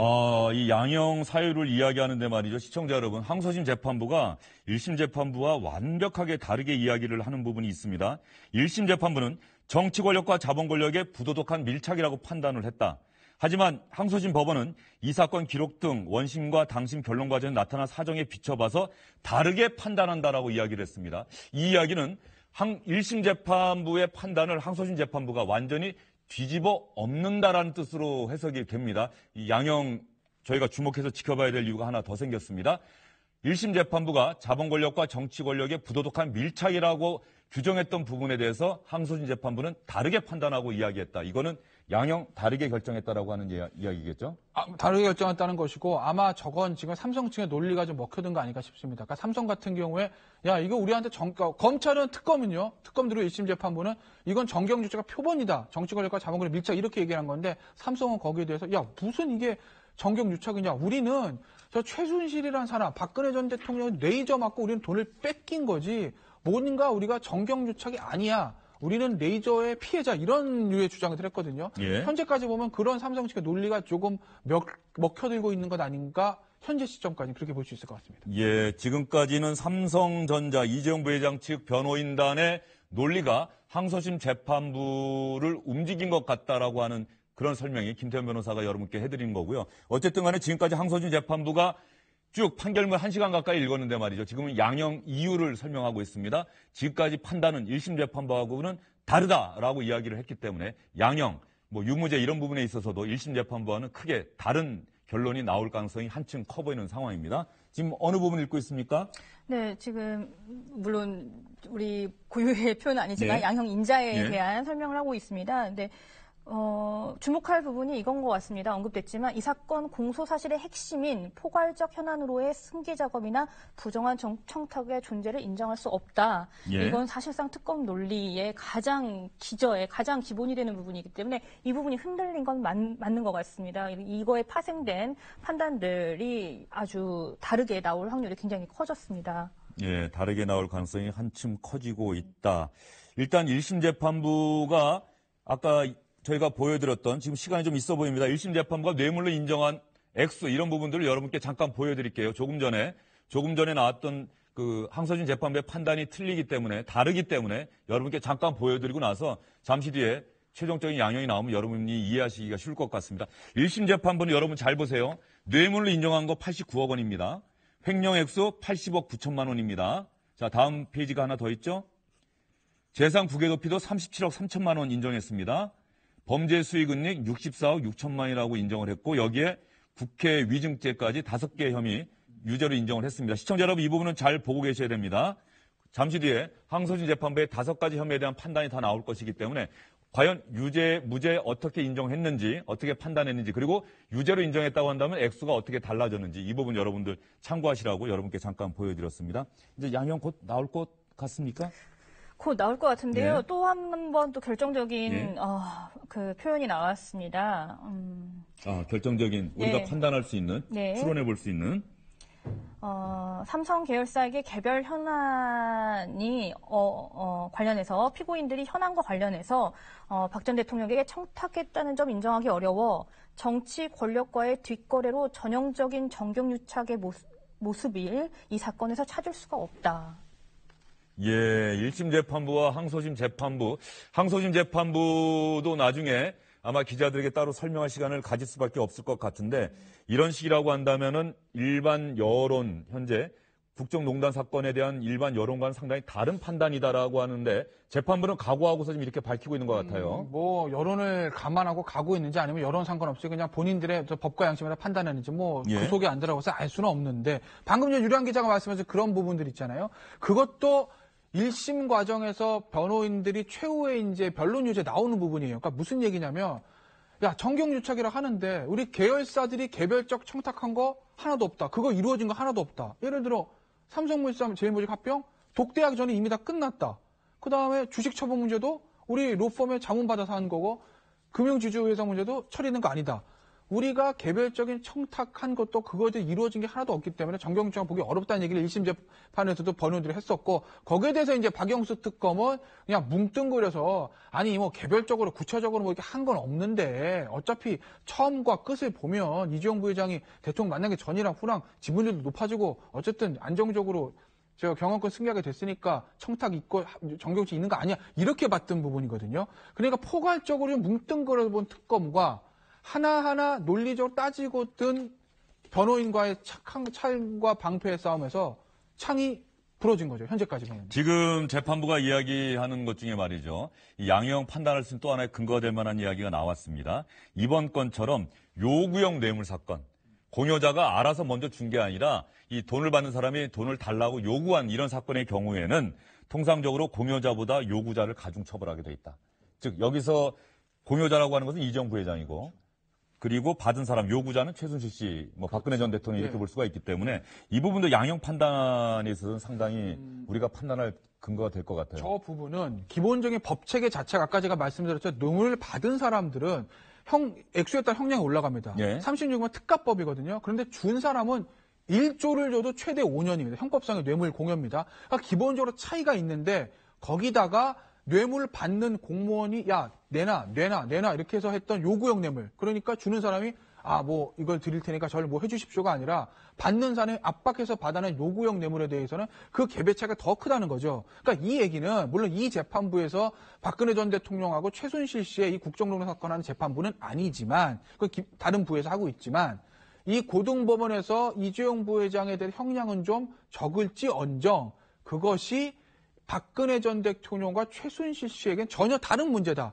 그 두 사람에게는 이 36억 뇌물이 인정된 것만으로도 엄청난 형량이 나올 수 있다라는 것을 간접적으로 암시를 하는 겁니다. 예, 항소심 재판부가 1심 재판부는 자본 권력과 정치 권력의 부도덕한 밀착이라고 규정했지만 전적으로 판단을 달리한다고 강조를 했고요. 이번 재판에서 항소심 재판부는 사건을 기록을 꼼꼼히 뒤져봤더니 자본 권력과 정치 권력의 부도덕한 유착, 정경 유착 이런 것은 우리가 찾아볼 수가 없었다. 다만 지금 항소심 재판부는 이재용 부회장에 대해서는 대단히 관대하게 지금 이야기를 하고 있는 것 같습니다. 요구자였던 박근혜 전 대통령과 최순실 씨가 상당히 잘못했다는 그런 식의 표현을 쓰고 있어요. 이 사건은 대한민국의 최고 권력자인 대통령이 삼성그룹의 경영진을 협박하고 측근인 최순실의 그릇된 모성애로 사익을 추구했다. 정유라에 대한 승마 지원이 뇌물이 될 거라는 점을 삼성 측에서도 인식은 했지만 그 요구를 거절하지 못해서 뇌물 공여로 나아간 것이다. 이런 부분들은 피고인들에게 유리한 양형 요소가 될 것이다. 그래서 참작했다.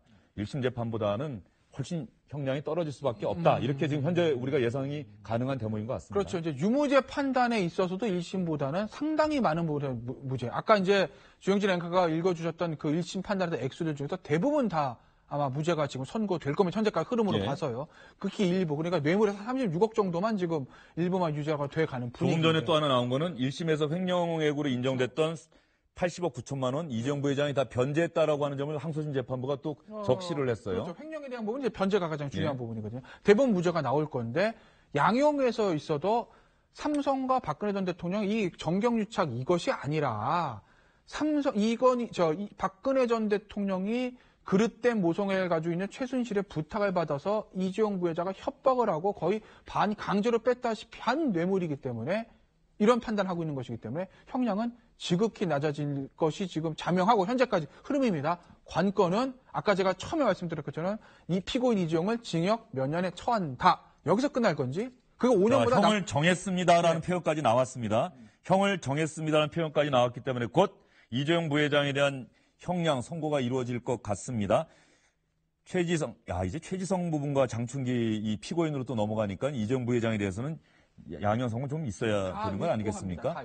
최지성, 장충기, 박상진 이런 피고인들 것까지 다 읽어야 되면은 우리가 좀 더 시간이 걸리겠군요. 그런데 뭐 그 세 사람들 같은 경우에는 아마 정경유착이지 아니 이런 부분 다 이재용 부회장과 공통된 거고 다만 하나 좀 더 유리한 게 있겠죠. 어차피 이재용 부회장의 지시를 거역할 수 없는 위치에 따라 이런 게 좀 들어가지 않겠습니까? 예. 그래서 아마 그렇게 오래 걸리진 않을 거고 역시 관건은 형을 처한다고 다만이 붙느냐 안 붙느냐 이게 지금 현재까지 초미의 관심사인 거죠. 항소심 재판부가 이재용 부회장을 좀 질책한, 좀 따끔하게 혼낸 부분도 있긴 있네요. 삼성그룹의 경영진에게 부여된 사회적 책임, 이것은 뭐냐? 피고인들이 공무원부패에 조력해서는 안 된다는 것, 이것은 대한민국 국민이자 삼성그룹의 경영진에게 부여된 사회적 책임이다. 이런 것들을 제대로 하지 못했기 때문에 기업 임직원들의 도덕성에 대한 국민 불신이 한층 커졌다. 이렇게 또 따끔하게 혼도 내긴 했네요. 네. 예. 그리고 또 저희가 조금 거슬러 올라가면 나왔던 표현 중에 항소심 재판부가 이렇게 판단했습니다. 국정농단의 주범은 대통령으로서의 지위와 권한을 사인에게 나눠준, 그러니까 최순실 씨를 뜻하겠죠. 사인에게 나눠준 박 전 대통령과 예. 사익을 추구한 사인 최서원 씨로 규정해야 한다. 이런 표현도 있습니다. 그러니까 뇌물, 이를테면 지금 이 재판은 뇌물 공여자가 피고인이 된 재판이기 때문에 아무래도 이게 이 부분만 판단을 하고 있지만 항소심 재판부가 그러니까 권한은 없죠. 뇌물 수수자는 따로 재판을 받고 있기 때문에. 자, 이제 다음과 같이 판결합니다 하는 내분까지 나왔습니다. 시청자 여러분, 곧 삼성전자 이재용 부회장에 대한 항소심 재판부의 양형 선고가 나옵니다. 주문 읽고 있습니다. 원심 판결 파기합니다. 이재용 징역 2년 6월에 징역 5년에서 절반으로 깎였습니다. 박상진, 최지성, 장충기 모두 원심보다 깎였습니다. 징역 2년. 피고인 황성수 징역 1년 6월. 1심 재판 1심 선고보다 모두 낮아졌습니다. 이재용 삼성전자 부회장 형량 징역 2년 6월로 나왔습니다. 이 판결 확정일로부터 이재용 부회장에 대해서는 4년 동안, 나머지 피고인에 대해서는 3년, 황성수에 대해서는 2년간 집행유예 판결 나왔습니다. 이재용 부회장 징역 2년 6월에 집행유예 4년 나왔습니다. 이 얘기는 이재용 부회장 오늘 이 판결이 나왔기 때문에 바로 집으로 돌아가게 된다는 이야기죠. 일단 서초동에 계시는 법조계자분들 전부 다 서울구치소로 이동한다는 얘기죠. 예. 오늘 이제 끝나면 여기서 구치소까지 갔다가 아니요, 집에 가니까 가서 처리를 하고 이제 나오는 걸로 저는 알고 있습니다. 예. 예전에 이제 조윤선 전 장관도 집행유예로 석방될 때 구치소 나오지 않습니까? 예. 아마 이제 그런 행정 절차들을 거치게 되겠죠. 자, 그러면 나머지 피고인들까지 묶어서 일단 이재용 부회장은 먼저 여러분께 말씀드리겠습니다. 1심 재판부는 징역 5년 선고했습니다. 집행유예 이런 거 없었습니다. 그런데 항소심 재판부는 이재용 부회장에게 1심 재판부가 선고한 형량의 꼭 절반이죠. 징역 2년 6개월에 집행유예 4년을 선고했습니다. 집행유예를 선고했기 때문에 이재용 부회장 오늘로 집에 돌아가게 됩니다. 그리고 나머지 피고인들도 하나하나 차근차근 여러분께 설명을 좀 해드리겠습니다. 저희가 좀 자막을 준비하는데 시간이 좀 걸리는데요. 유란 기자가 좀 정리가 가능하겠어요? 네. 최지성, 장춘기 이 두 피고인은 1심에서 징역 4년 선고받았었거든요. 맞습니다. 그런데 형량이 깎였죠? 징역 2년에 집행유예 3년이 나왔고요. 징역 2년에 집행유예 3년이 나왔고 예, 황성수 전무인가요? 예, 황성수 전무요. 삼성전자 전무 같은 경우는 원래 징역 2년 6개월에 집행유예 4년이었는데 이게 더 낮아져서 징역 1년 6개월에 집행유예 2년. 예, 알겠습니다. 항소심 재판부는 삼성전자 이재용 부회장을 비롯한 장충기, 최지성 이런 전 삼성전자 임원들에 대한 재판에서 항소심 재판에서 징역 5년을 선고했던 1심 재판을 모두 파기하고요. 이재용 부회장에게 징역 2년 6개월에 집행유예 4년을 선고했습니다. 이재용 부회장 오늘 항소심 재판부의 판결이 나왔기 때문에 오늘부로 집에 돌아가게 됐는데요. 일단 저희가 긴 시간 설명을 해드렸습니다만 김태현 변호사, 집행유예 판결이 나오게 된 결정적인 이유, 1심 재판부와 2심 재판부의 양형 판단의 결정적 차이 뭐라고 설명이 가능할까요? 일단 뭐 법리 싸움에서 특검과 변호인단의 싸움에서 변호인단은 완승을 했다고 볼 수 있는 것이고 기본적으로 특검의 기본적인 기조들, 즉 개별적인 것뿐만 아니라 포괄적으로 경영권 승계 작업이라는 것이 있었다니 전제부터 지금 깨지고 들어간 것이거든요. 그것부터 깨지고 재산 도피라든지 이런 부분에 대해서 어떤 디테일한 법리 싸움에서 변호인단이 완승을 거뒀기 때문에 아마 재판부가 저런 판단을 한 것으로 보이고 근데 재판부는 마지막 명확히는 했습니다. 이재용 부회장은 집행유예지만 그것을 강하게 요구했던 박근혜 전 대통령 책임이 이제 가장 무겁다는 얘기는 좀 덧붙여내서 이것이 이제 향후 있을 박근혜 전 대통령 국정농단 사건에서 어떻게 작용할지는 조금 지켜봐야 될 것 같습니다. 예, 시청자 여러분, 이재용 삼성전자 부회장 항소심 재판에서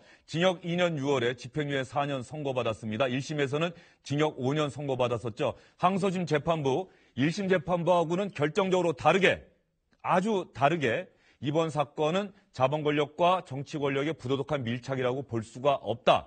박근혜 전 대통령의 권력을 부정하게 사용을 해서 공범인 최순실 씨에게 어떤 사익을 추구하도록 했다. 이재용 부회장의 책임이 있다고 한다면 그런 요구를 거절하지 못한 공무원의 부패에 조력자로서 참여한 이 정도 부분이 잘못이다라고 인정을 한 것 같습니다.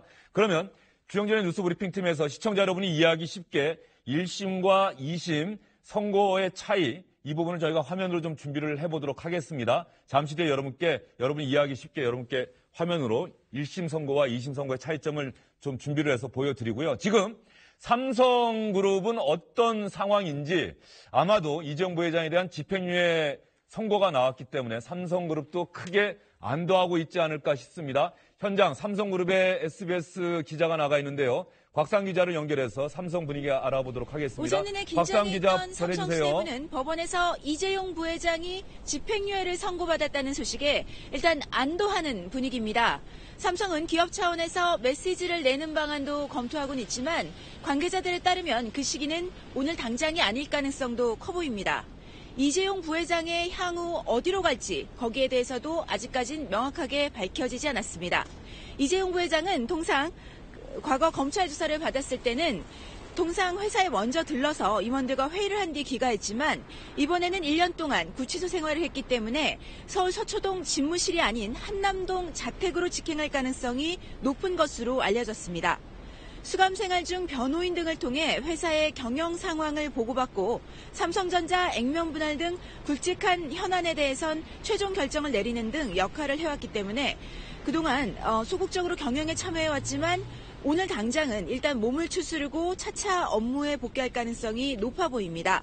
삼성 측은 이재용 부회장의 경영 일선 복귀로 그동안 지지부진했던 대규모 투자와 인수합병 등의 전략 수립이 가능해질 것으로 기대하고 있습니다. 지금까지 삼성 서초 사옥 앞에서 SBS 곽상은입니다. 곽상은 기자, 날도 추운데 수고 많이 하셨고요. 삼성그룹은 이제 경영이 본격적으로 정상화할 수 있는 계기가 마련됐다며 항소심 재판부의 판결을 크게 환영하고 있습니다. 그렇다고 한다면 특검은 이게 대법원의 판결이라고 하는 게 상고심이 좀 법리적인 부분만 판단하긴 하겠습니다만 상고하지 않을까요? 상고하겠죠. 특검은 무조건 상고할 겁니다. 왜냐하면 완전히 항소심 재판부는 특검 주장은 거의 받아들이지 않은 거예요. 이거는 특검은 굉장히 기분 나쁠 수 있는데 완패입니다. 이거 그냥 패도 완패. 그러니까 왜냐면 아까 1심에서 인정됐던 그 표를 한번 다시 보시면요. 다 뭐 무죄고 뇌물만 반 정도가 유죄거든요. 그러니까 특검은 완패고 더군다나 본인들이 제기했던 이 경영권 승계 작업이라는 거. 그다음 그렇게 중요하지 않은데 항소심 내내 주장했던 그 영차 독대 전부 다 뭐 양형 이유까지 특검의 주장을 받아들인 게 하나도 없기 때문에 뭐 특검은 일단 오늘 공식적인 논평은 뭐 판결을 뭐 검토한 후에 뭐 추후 뭐 이렇게 얘기는 하겠으나 상고를 할 가능성이 뭐 100%고 문제는 삼성이 과연 상고를 할 것이냐 문제인데 제가 봤을 땐 삼성도 상고할 겁니다. 삼성도 상고할까요? 왜냐하면 어차피 이제 피고인에게는 불이익 변경 금지 원칙이라는 게 있기 때문에 피고인이 상고한 부분에 대해서 뭐 불이익을 받는 것은 아니거든요. 그러니까 어차피 삼성 입장에서 보면 저 대법원에 전부 다 특검이 상고에서 올라가게 돼 있는 판에 본인들도 마지막으로 그 36억 뇌물 인정된 부분들 아마 그 부분들에 대해서도 이거마저도 뇌물이 아니다. 대가 관계도 없고 박근혜 전 대통령 공모한 걸 어떻게 인정하냐에 서 그 부분도 아마 무죄를 받아서 아주 깔끔하게 무죄를 받고 싶을 겁니다. 그래서 아마 삼성도 상고를 할 확률이 저도 그것도 한 99% 이상이라고 봅니다. 삼성은 이 판결에도 만족 못한다. 법리적으로 완벽하게 무죄 선고받아야 된다. 이런 판단을 하고 있다는 얘기인가요? 아마 그렇게 저는 삼성이 판단할 거라고 봐서 제가 삼성의 상고 확률 한 99%를 보는 거고 특검은 감히 제가 100%라고 말씀드리는 거죠. 뭐 특검 입장에서는 이걸 상고를 안 할 수가 없긴 없겠지요. 현재 이재용 부회장의 변호인들은 법정 안에서 이재용 부회장 오늘 어떻게 할 것인지 다시 구치소로 돌아갔다가 집으로 돌아갈 것인지 아니면은 바로 서울중앙지방법원에서 돌아갈 건지 뭐 구치소는 뭐 법률 대리인 변호인이 대신 갔다 올 수도 있는 거 아니에요? 글쎄요. 뭐 그런 절차인데 원칙적으로는 갔다 오는 것이 맞는 거죠. 원칙적으로 갔다 오는 것이 맞기 때문에 예전에 조윤선 전 장관 같은 경우도 그랬고 과연 이제 특검이 법원과 어떻게 판단할지 모르겠는데 좀 지켜보셔야 될 것 같고 지금 물론 이 시각 현재 법원의 모습 현재 보고 계셨고요. 그러니까 물론 삼성이 이제 상고법원에서 이런 판단을 할 수는 있습니다. 어쨌든 지금 석방이 된 것이기 때문에 굳이 대부분 다 무죄를 인정되는데 36억을 마저 무죄를 받기 위해서 상고할 경우에 삼성에 대한 여론이 더 안 좋아질 수 있다는 걸 감안을 하면 뭐 그런 부분들을 고려를 하면은 뭐 상고를 안 할 수도 있겠으나 그런 거 다 빼고 순수하게 이제 법과 재판만 놓고 보면 대부분 이제 상고하는 경우들이 많죠. 그렇다고 한다면 유란 기자, 오늘 항소심 재판부에 대한 시청자분들의 관심도 상당히 커질 것 같아요. 이재용 부회장에 대해서 관대하게 판결했다면서 비판하는 분들도 상당히 많을 것 같고 항소심 재판부는 어떤 판사들로 좀 구성이 되어 있습니까? 이번에 이재용 부회장의 항소심을 맡았던 재판부는 서울고법 형사 13부였습니다. 서울고등법원 형사 13부. 네, 정영식 부장판사가 이 재판장인데요. 사실 저희도 기사를 한번 썼지만요. 이 형사 13부에 배당이 되기까지 조금은 법원 내에서 좀 이견들이 있었습니다. 어떤 부분이냐면요. 이 재판부 배당은 기본적으로 전자배당이 되는데 이 형사 13부가 사실 작년 8월 9일에 신설된 그러니까 고법에서 형사부를 하나 더 늘렸습니다. 워낙 국정농단 사건이 많아지면서 재판부의 피로도가 높아지고 신설 재판부의 필요성이 제기돼서 만들어진 이 형사 13부 신설 재판부에 하필 또 이 사건이 가다 보니까 이게 조금 전자배당으로 공정하게 이루어진 게 아니지 않나라는 어떤 의문이 제기가 됐는데요. 이에 대해서 고법 측은 아니다. 전자 배당이 됐다. 공정하게 배당이 된 점을 설명했습니다. 근데 왜 이런 이야기들이 나왔냐면 이 정영식 부장판사가 예. 그 선서 판결 성향이 어땠는지 뭐 기자들이 좀 이야기도 하고 기사도 썼을 것 같은데. 예, 뭐 판결이야 공정하게 하셨던 것 같은데요. 아무래도 1심 삼성 1심 재판을 맡았던 법무법인 태평양의 송우철 대표 변호사와 이 정영식 부장판사가 대학 동기입니다. 그러다 보니까 조금은 저희가 물론 아니어야 하겠지만 그런 의문이 좀 제기되기도 했는데요. 그래서 재판부를 재배당해야 되지 않냐라는 이야기도 있었는데 이 송우철 변호사가 대표 변호사에서 사임하는 방식으로 문제를 좀 해결을 하고 넘어가서 이 당시에는 조금은 이야기가 좀 많이 나왔던 부분이었습니다. 워낙 국민적인 관심이 높은 사안이다 보니까 이 재판부 배당이나 이 재판장의 성향 같은 거 이런 것도 굉장히 좀 관심이 높았습니다. 정영식 서울고등법원 형사 13부 부장판사가 이재용 부회장의 변론을 맡았던 법무법인 태평양의 대표 변호사와 송우철 변호사와 대학 동기였다. 그래서 문제가 있는 것 아니냐는 문제 제기가 나오니까 태평양의 송우철 대표 변호사가 내가 물러나겠습니다라고 물러나고 그냥 정영식 부장판사가 재판을 맡는 걸로 그랬는데 결과론적으로는 삼성 측의 주장이 거의 그대로 받아들여졌고 정영식 부장판사가 절대적으로 법리에 입각해서 증거에 입각해서 판단했다라고 유랑 기자도 그렇게 이야기했고요. 그러나 다만 이런 부분들이 나중에 재판 결과를 둘러싼 논란에 또 하나의 논란의 요소가 되지 않을까 하는 생각도 드는데 정영식 부장판사 좀 이야기 들어본 거 있습니까? 아니요. 이야기 들은 건 없는데 근데 이제 그런 부분들이 왜 그런 재판부 재배당하지 않았느냐라는 얘기들을 하는데 재배당 한들 어차피 지금 법원의 고등법원 부장들이 대부분 그 나이 또래 서울법대를 나온 대부분 그런 분들이기 때문에 누가 가도 변호인단의 대학 동기나 연수원 동기 한 명 킬 수밖에 없는 거 현실상. 그렇기 때문에 그걸 가지고 이제 재배당하는 건 어떻게 보면 너무 오히려 더 좀 이상한 얘기들이 나올 수 있기 때문에 송우철 변호사가 그냥 사임하는 걸로 정리가 된 것 같고 글쎄 이제 판결 내용들을 보면 그러니까 판결 내용들을 납득하나 납득 안 한다는 이런 부분들이 이제 결론보다는 좀 논리의 흐름들을 저희가 보는 것이거든요. 뭐 결론이야 저희가 뭐 특검이든 삼성이든 누구 한 편을 들 수는 없는 거고 재판부 판결의 논리의 흐름들을 좀 보는 건데 아직 뭐 판결문을 다 읽은 것은 아니지만 현재 지금 나와 있는 얘기들을 보면 논리의 흐름에 있어서는 아주 뭐 큰 무리는 없어 보입니다. 근데 다만 이제 아까 주영진 앵커가 제가 얘기했던 아니 대가관계의 기본인 경영권 승계자가 없는데 그럼 뭘 대가관계라는 거냐 이제 그 부분에 대한 건 차후에 이제 확인을 한번 해봐야 되는 것이고요. 뭐 어찌됐든 간에 글쎄요 이제 뭐 정영식 부장판사는 아마 그 여론가는 같은 거 신경 쓰지 않고 본인의 헌법에 법과 양심에 따라 판결했다 뭐 이렇게 이제 얘기를 하겠죠. 다만 이제 이 판결에 대해서 뭐 법조계 내부 판결문이 공개가 되면 법조계 내부에서도 뭐 시민단체에서도 뭐 정치권까지도 굉장히 왈가왈부 얘기가 있을 건데 글쎄요 오늘 저녁과 내일 사람들이 어떻게 이 판결에 대해서 얘기할지 조금 지켜봐야 될 것 같습니다. 지금 유랑 기자, 일단 집행유예 판결이 나왔기 때문에 이재용 부회장 집으로 돌아갈 텐데요. 어떻게 법원에서 바로 집으로 갑니까? 아니면 구치소 갔다가 갑니까?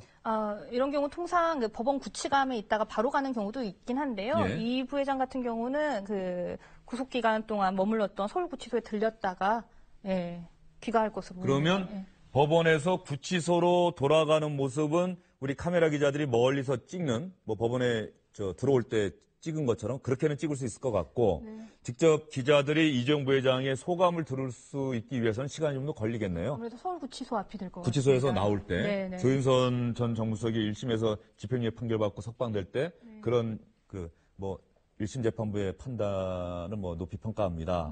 뭐 앞으로도 재판 남아서 성실히 임하겠습니다. 이렇게 이야기했던 기억이 나는데 이재용 부회장의 육성 소감을 들으려면은 구치소에서 나올 때까지 기다려야 될 것 같고요. 그러면 시간이 한 30분, 1시간 정도는 더 있어야 이재용 부회장이 우리 카메라 기자들 앞에 설 것 같고 이재용 부회장과 다른 최지성, 장충기 등 다른 피고인들에 대한 1심 형량과 2심 형량의 차이점을 저희가 한번 정리를 해봤습니다. 화면을 보면서 여러분께 설명을 드리겠습니다. 1심 선고 결과 이재용 부회장에 대한 거죠. 5가지 혐의 모두 유죄가 인정돼서 징역 5년 나왔었죠. 뇌물공여, 횡령, 재산 부계, 도피, 범죄 수익, 은닉, 위증 다 유죄가 인정이 됐었습니다. 그런데 뇌물공여와 횡령, 유죄 범위의 그 범위가 대폭 줄어들었습니다. 일부만 유죄가 됐습니다. 재산 부계, 도피 형량 가장 높은데 재산 부계, 도피가 결정적으로 무죄로 판단이 됐습니다. 이것이 양형에 결정적으로 영향을 미친 것 같고요. 범죄 수익 은닉도 무죄 판결 받았고 위증은 뭐 그대로 유죄 판결 받았습니다. 그래서 징역 2년 6월에 집행유예 4년이 나왔다. 뇌물 액수가 그렇다고 한다면 1심 재판부가 89억 원을 인정을 했는데 36억 원? 이것만 지금 인정됐다고 봐야 될까요? 그것만 인정된 거죠. 네. 아까 이제 말씀드린 말 정유라 씨 구입 비용이 승마 지원. 아니라 예. 그 말 공짜로 빌려줬다는 거죠. 그러니까 오랜 기간 빌려줬기 때문에 그 말의 하루 임대료도 굉장히 좀 비싸게 책정이 된 거죠. 아마 그런 부분들 말 구입해서 준 게 아니라 빌려준 거기 때문에 무상 사용 이익에 대한 부분만 뇌물로 인정된 거니까 여러 가지 사유들 중에서 가장 적은 부분만이 뇌물로 인정이 된 거죠. 이재용 부회장이 구속된 지가 1년이 다 됐죠. 정확히 353일 정도 아, 되는 353일이면은 어떻게 유랑 기자는 날짜까지 기억을 합니까?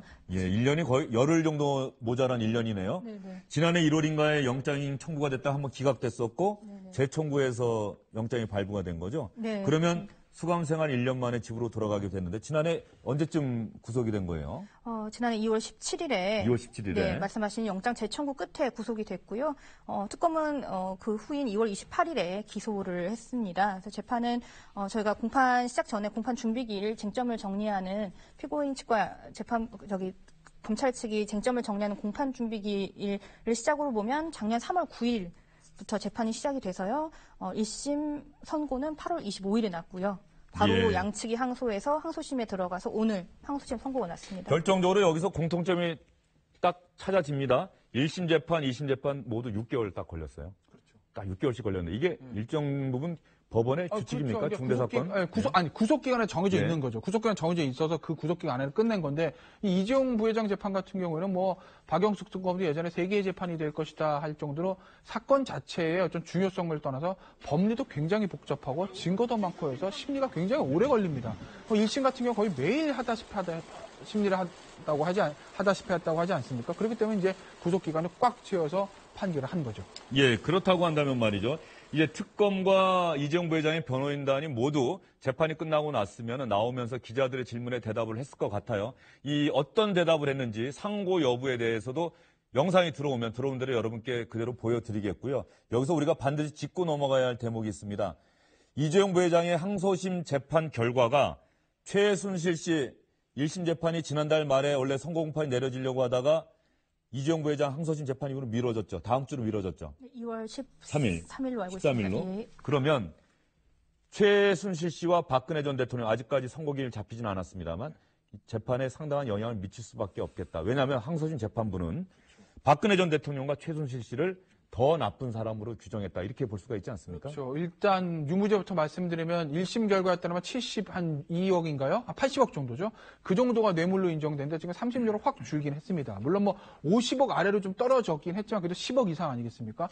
그렇게 되면 어쨌든 이것이 고등법원 판결이기 때문에 그대로 뭐 기판력 있는 것은 아닌데 1심 법원은 어느 정도 좀 영향을 받을 수밖에 없죠. 그렇게 되면 최순실 씨하고 박근혜 전 대통령도 최소한 이 36억에 대해서는 뇌물의 공동정범 인정이 되는 거고 더 중요한 것은 양형인데 아까 주영식 앵커도 언급했듯이 법원에서 이거 요구형 뇌물이다. 그건 돈을 달라고 그랬던 사람이 더 나빠. 이 얘기 아니겠습니까? 더군다나 이게 정경유착으로 이 이재용 부장 가서 대통령 이거 해주십시오 부탁한 게 아니라 박근혜 전 대통령 거의 강요하고 협박하다시피 해서 레이저를 막 쏴서 어쩔 수 없이 줬다. 이게 이제 항소심 고등법원의 판단이기 때문에 그것을 그대로 차용한다고 만약에 가정을 하게 되면 박근혜 전 대통령과 최순실의 형량은 상당히 나쁜 거죠. 거기다가 이제 양형 사유는요. 거기다가 최순실 같은 경우는 그릇된 모성애 때문에라 이런 표현까지 썼거든요. 그렇죠. 그렇기 때문에 아마 이재용 부회장은 집행유예 나왔지만 이 재판의 결과가 곧 있을 두 사람의 1심 재판에 영향을 미친다고 가정을 하면 1심 재판에서 최순실 씨와 박근혜 전 대통령은 상당히 높은 형이 나올 가능성이 높아진 거예요. 박근혜 전 대통령 1심 선고 기일은 언제쯤 잡힐 것 같아요? 유랑 기자. 지금 아직까지 전혀 감을 잡을 수가 없습니까? 네. 3월 정도로 예상할 수 있을까요? 어떨까요? 네, 아시다시피 지금 피고인인 박 전 대통령이 출석하지 않은 상태에서 네, 재판 거부하고 있죠? 네, 국선 변호인들이 골석 재판을 진행하고 있는데요. 지금 웬만한 증인신문이라든지 서준이라고 하는데요. 서준과 증인신문은 종료가 됐습니다. 예.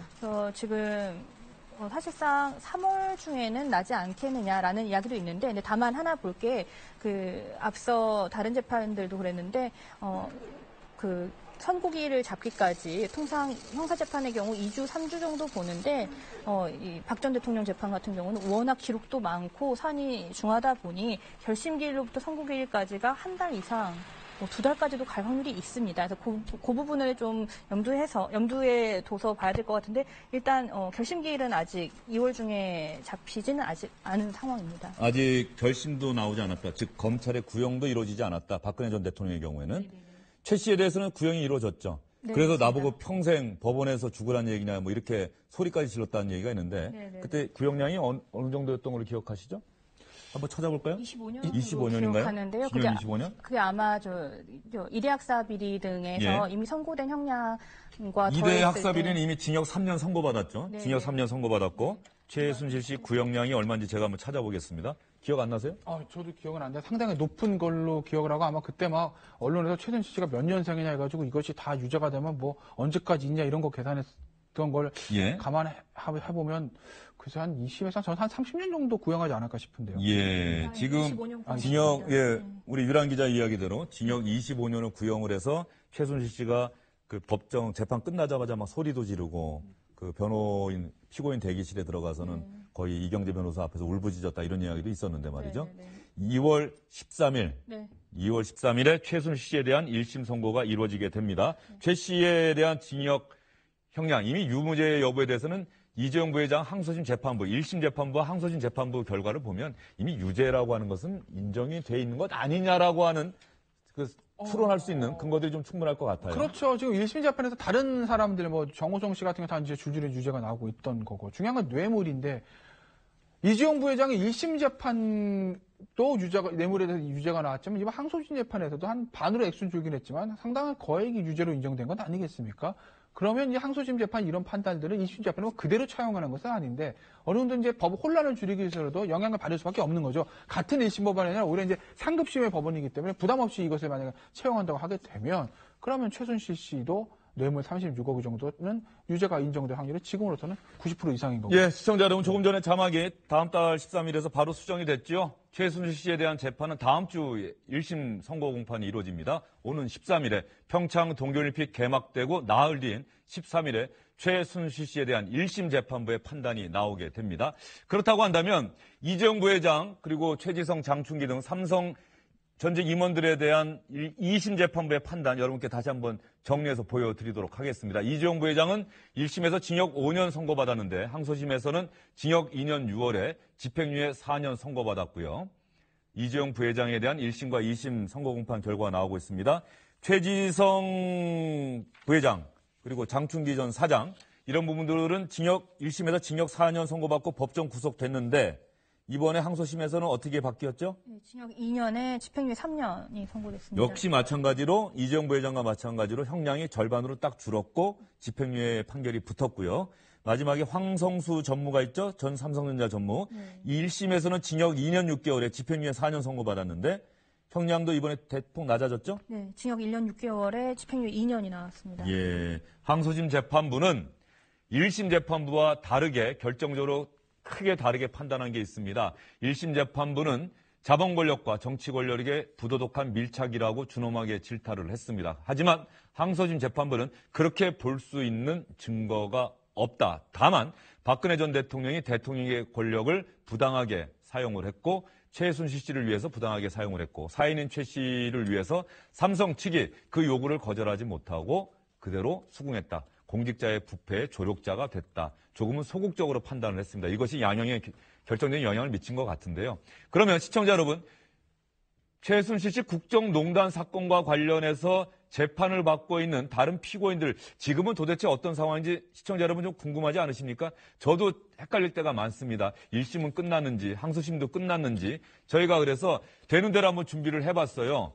다른 사람들은 현재 어떤 상황인지. 박근혜 전 대통령 아직까지 1심 재판 언제 할지 모릅니다. 3월쯤으로 예정돼 있지 않을까라고 기자들이 짐작만 할 뿐입니다. 최 씨 13일, 이제 오늘이 5일이니까 8일 남았습니다. 다음 주 화요일에 1심 선고가 내려지게 되고요. 장시호 씨 특검의 도움이라고 하는 평가까지 받았었는데 1심에서 징역 2년 6월을 선고받고 법정 구속돼서 상당히 놀란 표정으로 법정 구속됐던 장면 여러분 기억하실 거고요. 고용태 씨가 구속 뒤 보석 석방됐다. 이거 전 잘 모르고 있었는데 1심이나 뭐 이런 재판을 받았습니까? 고용태 씨가? 네, 지금 인천 세관직 매매 예. 관련해서 불구속 상태에서 재판 진행 중입니다. 아, 네. 현재 재판이 진행 중이군요. 네, 네. 구속이 됐다가 보석으로 석방이 됐었고 네, 네, 네. 고용태 씨가 국정농단 사건의 단초를 연 결정적인 인물 아닙니까? 그렇죠. 예. 국정농단 사건 단초를 결정적인 인물인데 어쨌든 이제 국정농단 사건과는 아주 직접적인 연관이 있는 건 아닌데 뭐 물론 넓게 보면 연관이 있긴 하는 거죠. 최순실 씨가 그거 개입된 범죄니까 어쨌든 그것으로 이제 구속이 됐다가 보석이 석방이 되는 것이고 이제 국정농단 사건들이 거의 다 1심 재판이 마무리돼 가는데 문제는 이제 박근혜 전 대통령 같은 경우에 저거 말고 국정원 특활비 수수라는 것 그것도 이제 새로운 재판이 또 시작이 돼야 되는 것이기 때문에 아직까지 끝나려면 사실은 6개월, 한 7개월 정도 있어야 되는 거죠. 예. 현재 서울고등법원에서 들어오고 있는 영상은 없는 것 같은데요. 이재용 부회장 서울고등법원에서 일단 본인이 수감되는 곳이 서울구치소죠? 네, 예. 박근혜 전 대통령도 같이 있는 곳이죠? 네, 네, 네. 서울구치소로 돌아갔다가 거기서 나오면서 기자들에게 인사하고 집으로 돌아가게 될 것이다. 그리고 불구속 상태이기 때문에 집행유예 판결을 받았기 때문에 뭐 삼성에 출근한다든가 이런 것들은 얼마든지 가능한 거죠? 네. 그렇습니다. 예. 그래서 삼성 측에서는 경영 정상화의 계기가 될 것을 기대한다 이렇게 이야기를 했는데 어떻게 보세요? 좀 쉬지 않겠습니까? 뭐 아마 메시지를 하나 내지 않겠습니까? 그동안 있었던 일들, 앞으로 본인의 역할들이나 삼성의 사회적 책임에 대한 어떤 그런 메시지들이 당연히 나와야 될 것이고 아마 그 부분에 대해서 내겠죠. 그리고 글쎄요, 뭐 일단 뭐 1년 동안 있었기 때문에 어느 정도 뭐 휴식은 좀 취할 수 있겠지만 그리 길지 않지 바로 이제 경영에 복귀할 거로 봅니다. 왜냐하면 삼성이 항상 뭐 삼성뿐만 아니라 모든 그 재벌 기업들이 총수가 구속됐을 때 하는 얘기들이 늘상 나오는 얘기들이 총수가 없기 때문에 경영이 쉽지 않습니다. 장기간의 어떤 총수 부재는 뭐 투자에 지극히 상당한 안 좋은 영향을 끼치면 이런 얘기를 하기 때문에 이재용 부회장이 나왔는데 바로 이제 출근해서 경영을 챙기는 모습을 보여줘야지 그게 아니라 또 놀고 있을 수는 없는 일 아니겠습니까? 그러니까 경영 복귀는 아주 빠른 시일 내에 할 거라고 저는 보는데 중요한 건 과연 첫 번째 메시지, 이 삼성이란 초인류 기업의 사회적 책임들 그리고 어쨌든 법적 책임과는 별도로 본인이 항상 결심 공판에서 얘기했던 본인의 어떤 책임들, 본인의 부도덕함에 대해서 어떤 국민들에게 많은 심려를 끼치는 부분, 그 부분에 대해서 책임을 다하기 위해서 무엇을 할 것인지에 대한 메시지, 그게 어떻게 나와 있는지가 또 이제 관심의 대상인 거죠. 곽상은 기자가 조금 전에 삼성 측의 반응을 여러분께 전해드렸었는데요. 삼성 측의 반응은 일단 풀려나서 다행이다. 공식 입장은 김태현 변호사가 이야기한 것처럼 조금 있다가 추후에 발표를 하겠다. 그런데 삼성 측의 반응 중에서 재미있는 대목이 있습니다. 아쉽지만 다행이라 이런 반응이 있어요. 유란 기자. 네. 아쉽다. 이거는 뇌물 혐의 유죄로 인정된 부분은 아쉽다라는 이야기겠죠? 아무래도 상고를 할 것으로 보이고 상고심을 앞둔 상태에서 굉장히 만족스럽다라는 반응을 내놓기는 사실상 어렵고요. 네. 말씀하신 대로 유죄로 인정되는 부분이 일부 있기 때문에 이 부분에 대해서 아쉽다고 하는 것 같습니다. 지금 연합뉴스 기자가 전한 삼성그룹의 내부 분위기 중에는 2심 항소심 재판부의 판결이 딱 나오자 주문을 읽고 나자 뭐 환호성을 터뜨리는 모습도 일부 보였으나 어쨌든 간에 삼성에 대한 어떤 국민 여론의 엄중함 이런 것들 때문에 상당히 전반적으로는 상당히 어떤 뭐 환호성을 한다거나 지른다거나 이런 분위기는 아니다라고 이야기를 하고 있는 게 앞으로 또 대법원 판결까지 남아 있을 테니까. 그러니까 아까 유란 기자가 또 말씀하신 아쉽지만이라는 그 부분에 대해서 역시 삼성은 반드시 상고를 하겠구나라는 걸 이제 예측을 해볼 수 있는 거고. 왜냐하면 다른 걸 떠나서 어쨌든 이 뇌물이란 게 집행유예니까 구속은 안 되지만 뇌물이 만약에 집행유예 최종 확정 판결이 되면 어쨌든 부패 사범이거든요. 이것이 이제 미국의 이제 반부패법 같은 경우에도 좀 미국 투자하는 데 있어서 영향을 미칠 수 있다라는 얘기들은 삼성 측에서 예전부터 해왔던 얘기입니다. 아마 그런 것들을 위해서라도 이 완전히 무죄를 만들어서 집행유예라는 이 꼬리표, 이 부패 사범 꼬리표 좀 떼고 싶기 위해서라도 아마 삼성은 상고를 할 거로 보이는데 결국 특검도 거의 100% 상고를 할 거기 때문에 대법원에서 결국 어떻게 될지 역시 아마 중요 사건이기 때문에 대법원 소부보다는 전원합의체 회부할 가능성이 좀 높아 보이지 않습니까? 예. 결국 대법원에서 상고되게 되면 전원합의체 어떤 판결을 할지가 또 귀추가 주목이 되는 겁니다. 예. 이재용 부회장이 지금 시간 정도면은 아까 저희가 판결문이 나온 시간이 3시 조금 넘어서 아닙니까? 지금 시간 정도면은 법원을 떠나서 구치소로 갈 수도 있을 것 같은데 그 다른 피고인들의 재판까지 좀 같이 끝나야 되나요? 보통 이재용 부회장 정도 되는 피고인이면 그 버스에 혼자 탑니까? 어떻습니까? 그죠. 버스에 혼자 타는지 같이 제가 보통 모르면 모르겠는데. 혼자 내리는 경우가 많거든요. 예, 그렇죠. 근데 끝나는 경우는 지금 다 같이 이제 끝난다고 보면 돼. 아마 이송은 따로 할 겁니다. 왜냐하면 두 사람이 공범관계이기 때문에 재판장이 이제 출정할 때는 따로 이제 하는 건데 오늘 어차피 집행유예를 받고 구치소 돌아가는 것이기 때문에 호송 자체를 어떻게 분리해서 할지 그것까지는 뭐 제가 알 수는 없으나 어쨌든 재판장을 떠나는 거는 본인에 대한 선고뿐만 아니라 나머지 공범들에 대한 선고가 다 이루어진 다음에 이제 재판장을 같이 퇴정을 하는 것이거든요. 근데 지금은 아마 다 선고가 끝난 상태이기 때문에 이미 다 퇴정을 해서 지금쯤 아마 거의 서울구치소에 거의 다 가지 않았을까 싶은데 고등법원에서 서울구치소까지 뭐 거리로 한 25분이면 도착하지 않습니까? 전경련 사실상 이 국정농단 사건이 불거진 이후에 전경련 해체까지 그 대기업 총수들이 전경련에서 떠나겠습니다 이런 이야기까지 했는데 전경련이 일단 반응은 내놨습니다. 법원의 신중한 판결, 객관적 사실과 법리를 종합적으로 고려한 법원의 신중한 판결을 존중한다 이렇게 밝혔습니다. 일단 대기업, 삼성그룹 본인들 그리고 전경련에서는 이번 항소심 재판부의 판결을 반기는 그런 모습이 역력하게 보이는데 정치권 또 특검은 어떤 반응 보이고 있는지 아직까지는 들어오는 기사가 없습니다. 들어온 대로 여러분께 전해드리겠고요. 유란 기자가 제가 항소심 재판부의 양형은 계속해서 정리를 해드렸어요. 징역 5년에서 절반인 2년 6개월에 집행유예 4년이 됐다라고 하는데 항소심 재판부가 결정적으로 1심 재판과 다른 판단을 한 부분을 그 5가지 혐의에서 아까 화면 저희가 준비한 거 좀 보여주세요. 그걸 보면서 유란 기자가 좀 설명을 좀 해주세요. 1심 재판부와 항소심 재판부의 판단이 결정적으로 무엇이 달라졌는지 네. 각 혐의별로 뇌물 혐의부터 한번 볼까요? 뇌물 혐의 보면 한번 화면을 보여주세요. 화면 보여주시면 저희가 이야기를 해나가겠습니다. 뇌물 공여 같은 경우는 1심에서 그 인정된 부분은 유죄로 인정된 부분은 그 승마 지원, 정유라 씨에 대한 승마 지원과 그다음에 그 장시호 씨 관련한 동계영재센터 부분이었습니다. 근데 그 부분 그다음에 미르 K재단 같은 경우는 무죄가 됐고요. 근데 항소심에 와서는 1심에서 유죄로 인정했던 동계센터까지도 무죄로 봤고요. 승마 부분에 있어서도 범죄로 인정한 액수가 굉장히 줄어들었습니다. 그리고 횡령도 뇌물공여와 횡령이 그 공소 사실이 사실상 같거든요. 횡령도 뇌물공여와 같은 판단이 나왔고요. 재산국의 높이와 범죄 수익 은닉 같은 경우는 1심에서 그 액수 자체는 부분적으로 인정됐지만 유죄가 나왔던 것이 항소심에 가서 모두 무죄가 나왔고요. 국회 위증 같은 경우는 1심과 마찬가지로 항소심에서 또 유죄 판단했습니다. 예. 자, 1심과 2심의 판단의 차이점 여러분 일목요연하게 보여드리고 있습니다. 위증은 형량에 큰 영향을 미치지 못하는 건데 어쨌든 간에 유죄가 그대로 인정은 됐습니다. 뇌물 저 부분에 있어서 1심 재판부는 89억 원 인정을 했는데 아마 36억 원만 인정하면서 저 부분이 그 양형에 영향을 미쳤고요. 재산 국외 도피가 유죄에서 무죄가 되면서 양형 징역 5년에서 징역 2년 6개월로 절반으로 줄어드는데 결정적인 영향을 미치지 않았을까 싶고요. 지금 방금 들어온 소식에 의하면 이재용 부회장이 서울 고등법원을 떠나서 서울구치소로 가는 호송차 안에 올라탔다고 합니다. 다만 아직까지 저희는 영상이 들어와 있질 않네요. 일부 다른 방송에 좀 영상이 나간 것 같은데 결정적인 차이가 보통 오늘 재판받기 위해서는 이 결박한 상태 또 수갑을 차고 들어오죠. 어떻습니까? 결박만 합니까? 수갑은 안 찹니까? 재판받으러 올 때. 그런데 결박은 풀렸대요.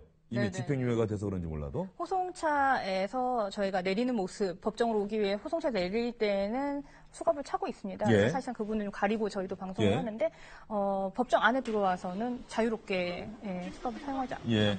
예. 지금 저 부분은 수갑을 찼습니다. 그래서 저 수갑 찬 부분을 오늘 재판받기 위해서 들어오는 부분인데 저 부분을 이렇게 노트로 구치소에서 산 공책으로 가리고 들어온다는 거죠. 저렇게. 부회장이 공판 출석 시 저 노란 봉투를 늘 들고 옵니다. 그리고 방금 주영진의 뉴스브리핑팀의 정혜진 기자가 화면 보고 나서 이야기를 한 건데 호송차에 오르면서 이렇게 손까지 흔들고 상당히 밝은 표정이었다 이런 이야기를 하네요. 집행유예 판결 받았고 1년 만에 집으로 돌아갈 수 있게 된 데 대해서 이재용 부회장이 대단히 안도한다 뭐 이런 모습을 읽을 수 있는 대목이겠죠? 그렇죠. 어쩌면 안도하는 건 당연한 거 아니겠습니까? 어쨌든 본인 1년여에 거쳤던 수감생을 끝내고 오늘 집행유예가 돼서 석방되는 것이기 때문에 이제 안도하는 것이 맞는 거고, 이제 결과적으로는 이제 첫 번째 이재용 부회장의 모습을 볼 때가 오늘 저녁, 좀 아니면 밤에 서울구치소 나올 때 이제 그 모습들을 기자들이 담기 위해서 이제 대기하고 있지 않겠습니까? 그런데 이제 예전에 첫 번째 구속영장 기각될 때 구치소 나올 때는 이재용 부회장이 별다른 언급을 하지 않고 이제 차에 올라탔는데 글쎄 오늘도 뭐 크게 별다른 언급을 할 가능성은 높아 보이지는 않으나 만약 어쨌든 단순한 구속영장 기각이 아니라 1년의 수감 생활 끝에 1심이 다른 항소심에서 집행유예가 석방되는 것이기 때문에 혹시 이재용 부회장이 카메라 앞에서 뭔가 어떤 메시지를 전달하지 않을까 하는 것도 조금 지켜봐야 할 것 같습니다. 저희가 그 위증 부분에 대해서 유죄로 항소심 재판부가 1심 재판부와 같은 판단했는지는 조금 더 봐야 될 것 같습니다. 지금 위증에 대해서는 무죄를 선고했다는 기사도 나오고 있어서 이건 좀 저희가 좀 확인을 좀 해봐야 될 것 같습니다. 국회 위증 부분 혐의에 대해서는 1심 재판부는 유죄로 인정을 했는데 저희는 조금 전까지 1심 재판부와 크게 다르지 않게 유죄로 인정했다 이렇게 보도를 해드렸는데요. 지금 무죄로 판단한 것 같다라고 하는 대목인데 워낙 앞부분의 혐의가 위중해서 그 부분을 중점적으로 저희가 살피다 보니까 위증 부분은 잠깐 빠뜨린 부분이 없나 좀 확인을 한 다음에 여러분께 다시 한번 전해드리도록 하겠습니다. 자, 그러면 김태현 변호사가 오늘 장시간 설명을 잘 해주셨는데 결정적으로 1심과 2심이 달라지게 된 이유 간략하게 압축적으로 시청자 여러분 좀 이해하기 쉽게 다시 한번 설명 좀 해주세요. 간략하게 먼저 말씀드리면 포괄적인 어떤 경영승계라는 것 자체에 대한 이제 항소심의 대가성을 인정하지 않았던 것이고요. 그리고 독일로 간 부분에 대해서도 말 소유권이 최순실 씨 측에 넘어가는 것이 아니라 삼성에게 말 소유권이 있다. 그러니까 말을 무상으로 사용한 것만 뇌물이지 말 가격 자체가 뇌물로 볼 수는 없다라고 판단한 부분. 그리고 하나만 더 말씀드리면 국외재산 도피에 있어서 어차피 말을 사겠다고 하고 신고를 하고 돈을 독일로 보낸 것이기 때문에 국외재산 도피가 아니다라고 한 이 세 문장 정도. 그리고 양형이유까지 하나 더 말씀드리면 삼성은 정경유착을 하는 것이 아니라 박근혜 전 대통령의 겁박 때문에 어쩔 수 없이 돈을 줬다는 이 네 가지 문장으로 오늘의 항소심 판단 결과를 설명할 수 있을 것 같습니다. 예. 김태현 변호사가 친절하게 여러분께 설명해 드렸고요. 국회에서의 위중 혐의 1심 재판부는 유죄로 인정을 했는데 항소심 재판부는 일부 무죄, 일부 유죄나 일부 무죄나 같은 표현인데 일부 무죄를 인정한 거죠. 어떤 부분 확인이 좀 필요할 것 같습니다. 전반적으로 최 씨를 안다거나 모른다거나 이런 부분 말고 좀 다른 부분, 재단에 어떤 돈이 가고 이런 부분에 대해서 국회에서 증언했던 부분에 대해서 일부 무죄가 나온 것 같다 이런 얘기가 있습니다. 1심 재판부와 항소심 재판부의 위증 부분에 관한 판단도 달라졌다라고 하는 부분 여러분께 말씀드리고요. 그리고 항소심 재판부가 이번 재판의 의미를 시청자 여러분이 한번 생각해 볼 수 있는 결정적인 이야기를 두 대목을 했죠. 1심 재판부는 이번 사건은 정치 권력과 자본 권력의 부도덕한 밀착이다. 이런 정경유착이 다시는 이 땅에 있어서는 안 된다는 경종을 울리기 위해서라도 피고인에게 중형 선고가 불가피하다. 이렇게 준엄하게 이재용 부회장 피고인을 질책을 했었습니다. 그런데 항소심 재판부는 1심 재판부와는 결정적으로 다른 이야기를 했습니다. 정경유착, 뒷골목에서의 정경유착이라고 하는 흔적을 우리는 찾을 길이 없었다. 대신에 박근혜 전 대통령이 대통령이라고 하는 권력을 부당하게 사인인 최 씨를 이용해서 사용을 했다. 그리고 삼성의 이재용 부회장은 이런 부도덕한 요구에 대해서 거부하고 이렇게 했어야 하는데 이런 공직자의 부패에 조력자가 되는 어리석은 행동을 했다. 어리석은 선택을 했다. 이렇게 판단을 했습니다. 이 이야기는 유란 기자, 앞으로 오늘 유란 기자도 기사도 쓰고 출연도 하고 8시 뉴스에 그래야 할 텐데 상당히 결정적으로 우리가 한번 생각해 볼 만한 언급 아닙니까? 항소심 재판부의 이번 사건을 바라보는 시각이 거기에 그대로 담겼다. 이렇게 볼 수 있지 않겠습니까? 키워드로 정리를 하면 1심 재판부는 이 사건을 부정한 청탁까지는 모르겠지만 포괄적 현안에 대한 뇌물 요구와 이 응한 사건으로 봤는데 지금 항소심 재판부가 이번 사건을 가장 한 단어로 말하면 요구형 뇌물 사건이라는 거거든요. 그러니까 권력을 가진 자가 요구해서 그의 응한 정도의 것이다. 근데 다만 말씀하신 것처럼 이 부회장 측이 이거를 거부하지 않은 것의 잘못을 물은 정도로 봐야 될 것 같습니다. 예, 지금 이재용 부회장 관련한 사진이 한번 들어와 있는 것 같은데 저희가 볼 수 있으면 한번 봤으면 좋겠네요. 동영상은 아니지만 이재용 부회장 오늘 재판 받기 위해서 들어갈 때는 수갑도 차고 결박도 돼 있는 상태였는데 재판 끝나고 구치소로 돌아가는 버스에 올라타기 직전의 모습입니다. 아무것도 없네요.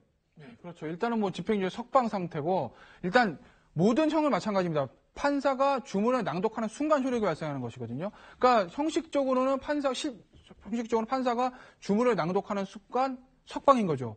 그렇기 때문에 포승을 풀어주는 게 맞는 겁니다. 근데 다만 뭐 행정적인 처리들인 거죠. 구치소에 있으면서 어떤 하다못해 물건이라든지 그런 행정적인 어떤 서류상의 작업이 있기 때문에 구치소로 잠깐 쉽게 말씀드리면 구치소로 잠깐 들렸다가 짐 챙겨서 나온다. 이렇게 생각하시면 되는 거고 선고하는 순간 이제 어떻게 보면 자유몸이 되는 거죠. 그래서 아마 포승을 풀어주지 않고 이렇게 저렇게 양손에 결박이 없는 상태에서 소금차에 올라서 구치소로 가는 겁니다. 이재용 부회장 오늘 유랑 기자 어떻습니까? 검찰 특검에서 조사받고 또 영장 기각됐을 때는 있다가 삼성을 들렀다가 집에 가지 않았어요?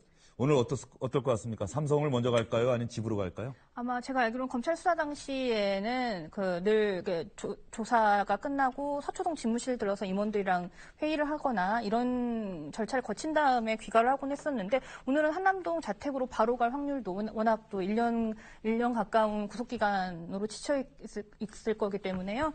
예, 바로 귀가할 확률도 좀 있는 것 같습니다. 시청자 여러분, 삼성전자 이재용 부회장 최순실 씨에 대한 뇌물 공여 등의 혐의로 기소가 돼서 벌써 2심 재판까지 나왔습니다. 오늘 항소심 재판부는 징역 1년을 선고했던 1심 판결을 파기하고 이재용 부회장에 대해서 징역 2년 6월에 집행유예 4년을 선고했습니다. 이재용 부회장 서울구치소로 돌아갔다가 바로 집으로 돌아가게 됩니다. 삼성을 들렀다 갈지 이 부분은 저로서는 알 길이 없습니다. 그리고 이 부분 오늘 여러분께 중점적으로 전해드렸는데 오늘 상당히 중요한 뉴스가 하나 더 있습니다. 김백준 전 청와대 총무기획관 검찰이 재판에 넘기면서 공소장에 국가정보원 특수활동비와 관련해서 김백준 전 기획관은 방조범으로 이명박 전 대통령을 국가정보원 특수활동비 상납 혐의의 주범으로 적시를 했습니다. 이 이야기는 이명박 전 대통령에 대한 검찰의 수사가 불가피하다는 이야기고요. 또 하나 이명박 전 대통령도 결국은 법정에 설 수밖에 없을 것이다. 왜냐? 방조범도 기소했는데 주범을 어떻게 기소하지 않을 수가 있겠습니까? 이 부분은 평창 동계올림픽 개막 또 평창 동계올림픽 끝난 이후에 검찰이 여러 가지 상황을 판단한 다음에 이명박 전 대통령에 대한 소환 시기를 결정하지 않을까 이런 이야기도 됩니다. 자세한 소식은 이어지는 오뉴스 SBS 8시 뉴스를 통해서 여러분께 전해드리겠습니다. 김태현 변호사, 유랑 기자 오늘 긴 시간 수고 많으셨고요. 시청자 여러분, 주영진의 뉴스 브리핑 여기서 마무리하겠습니다. 내일 다시 찾아뵙겠습니다. 고맙습니다.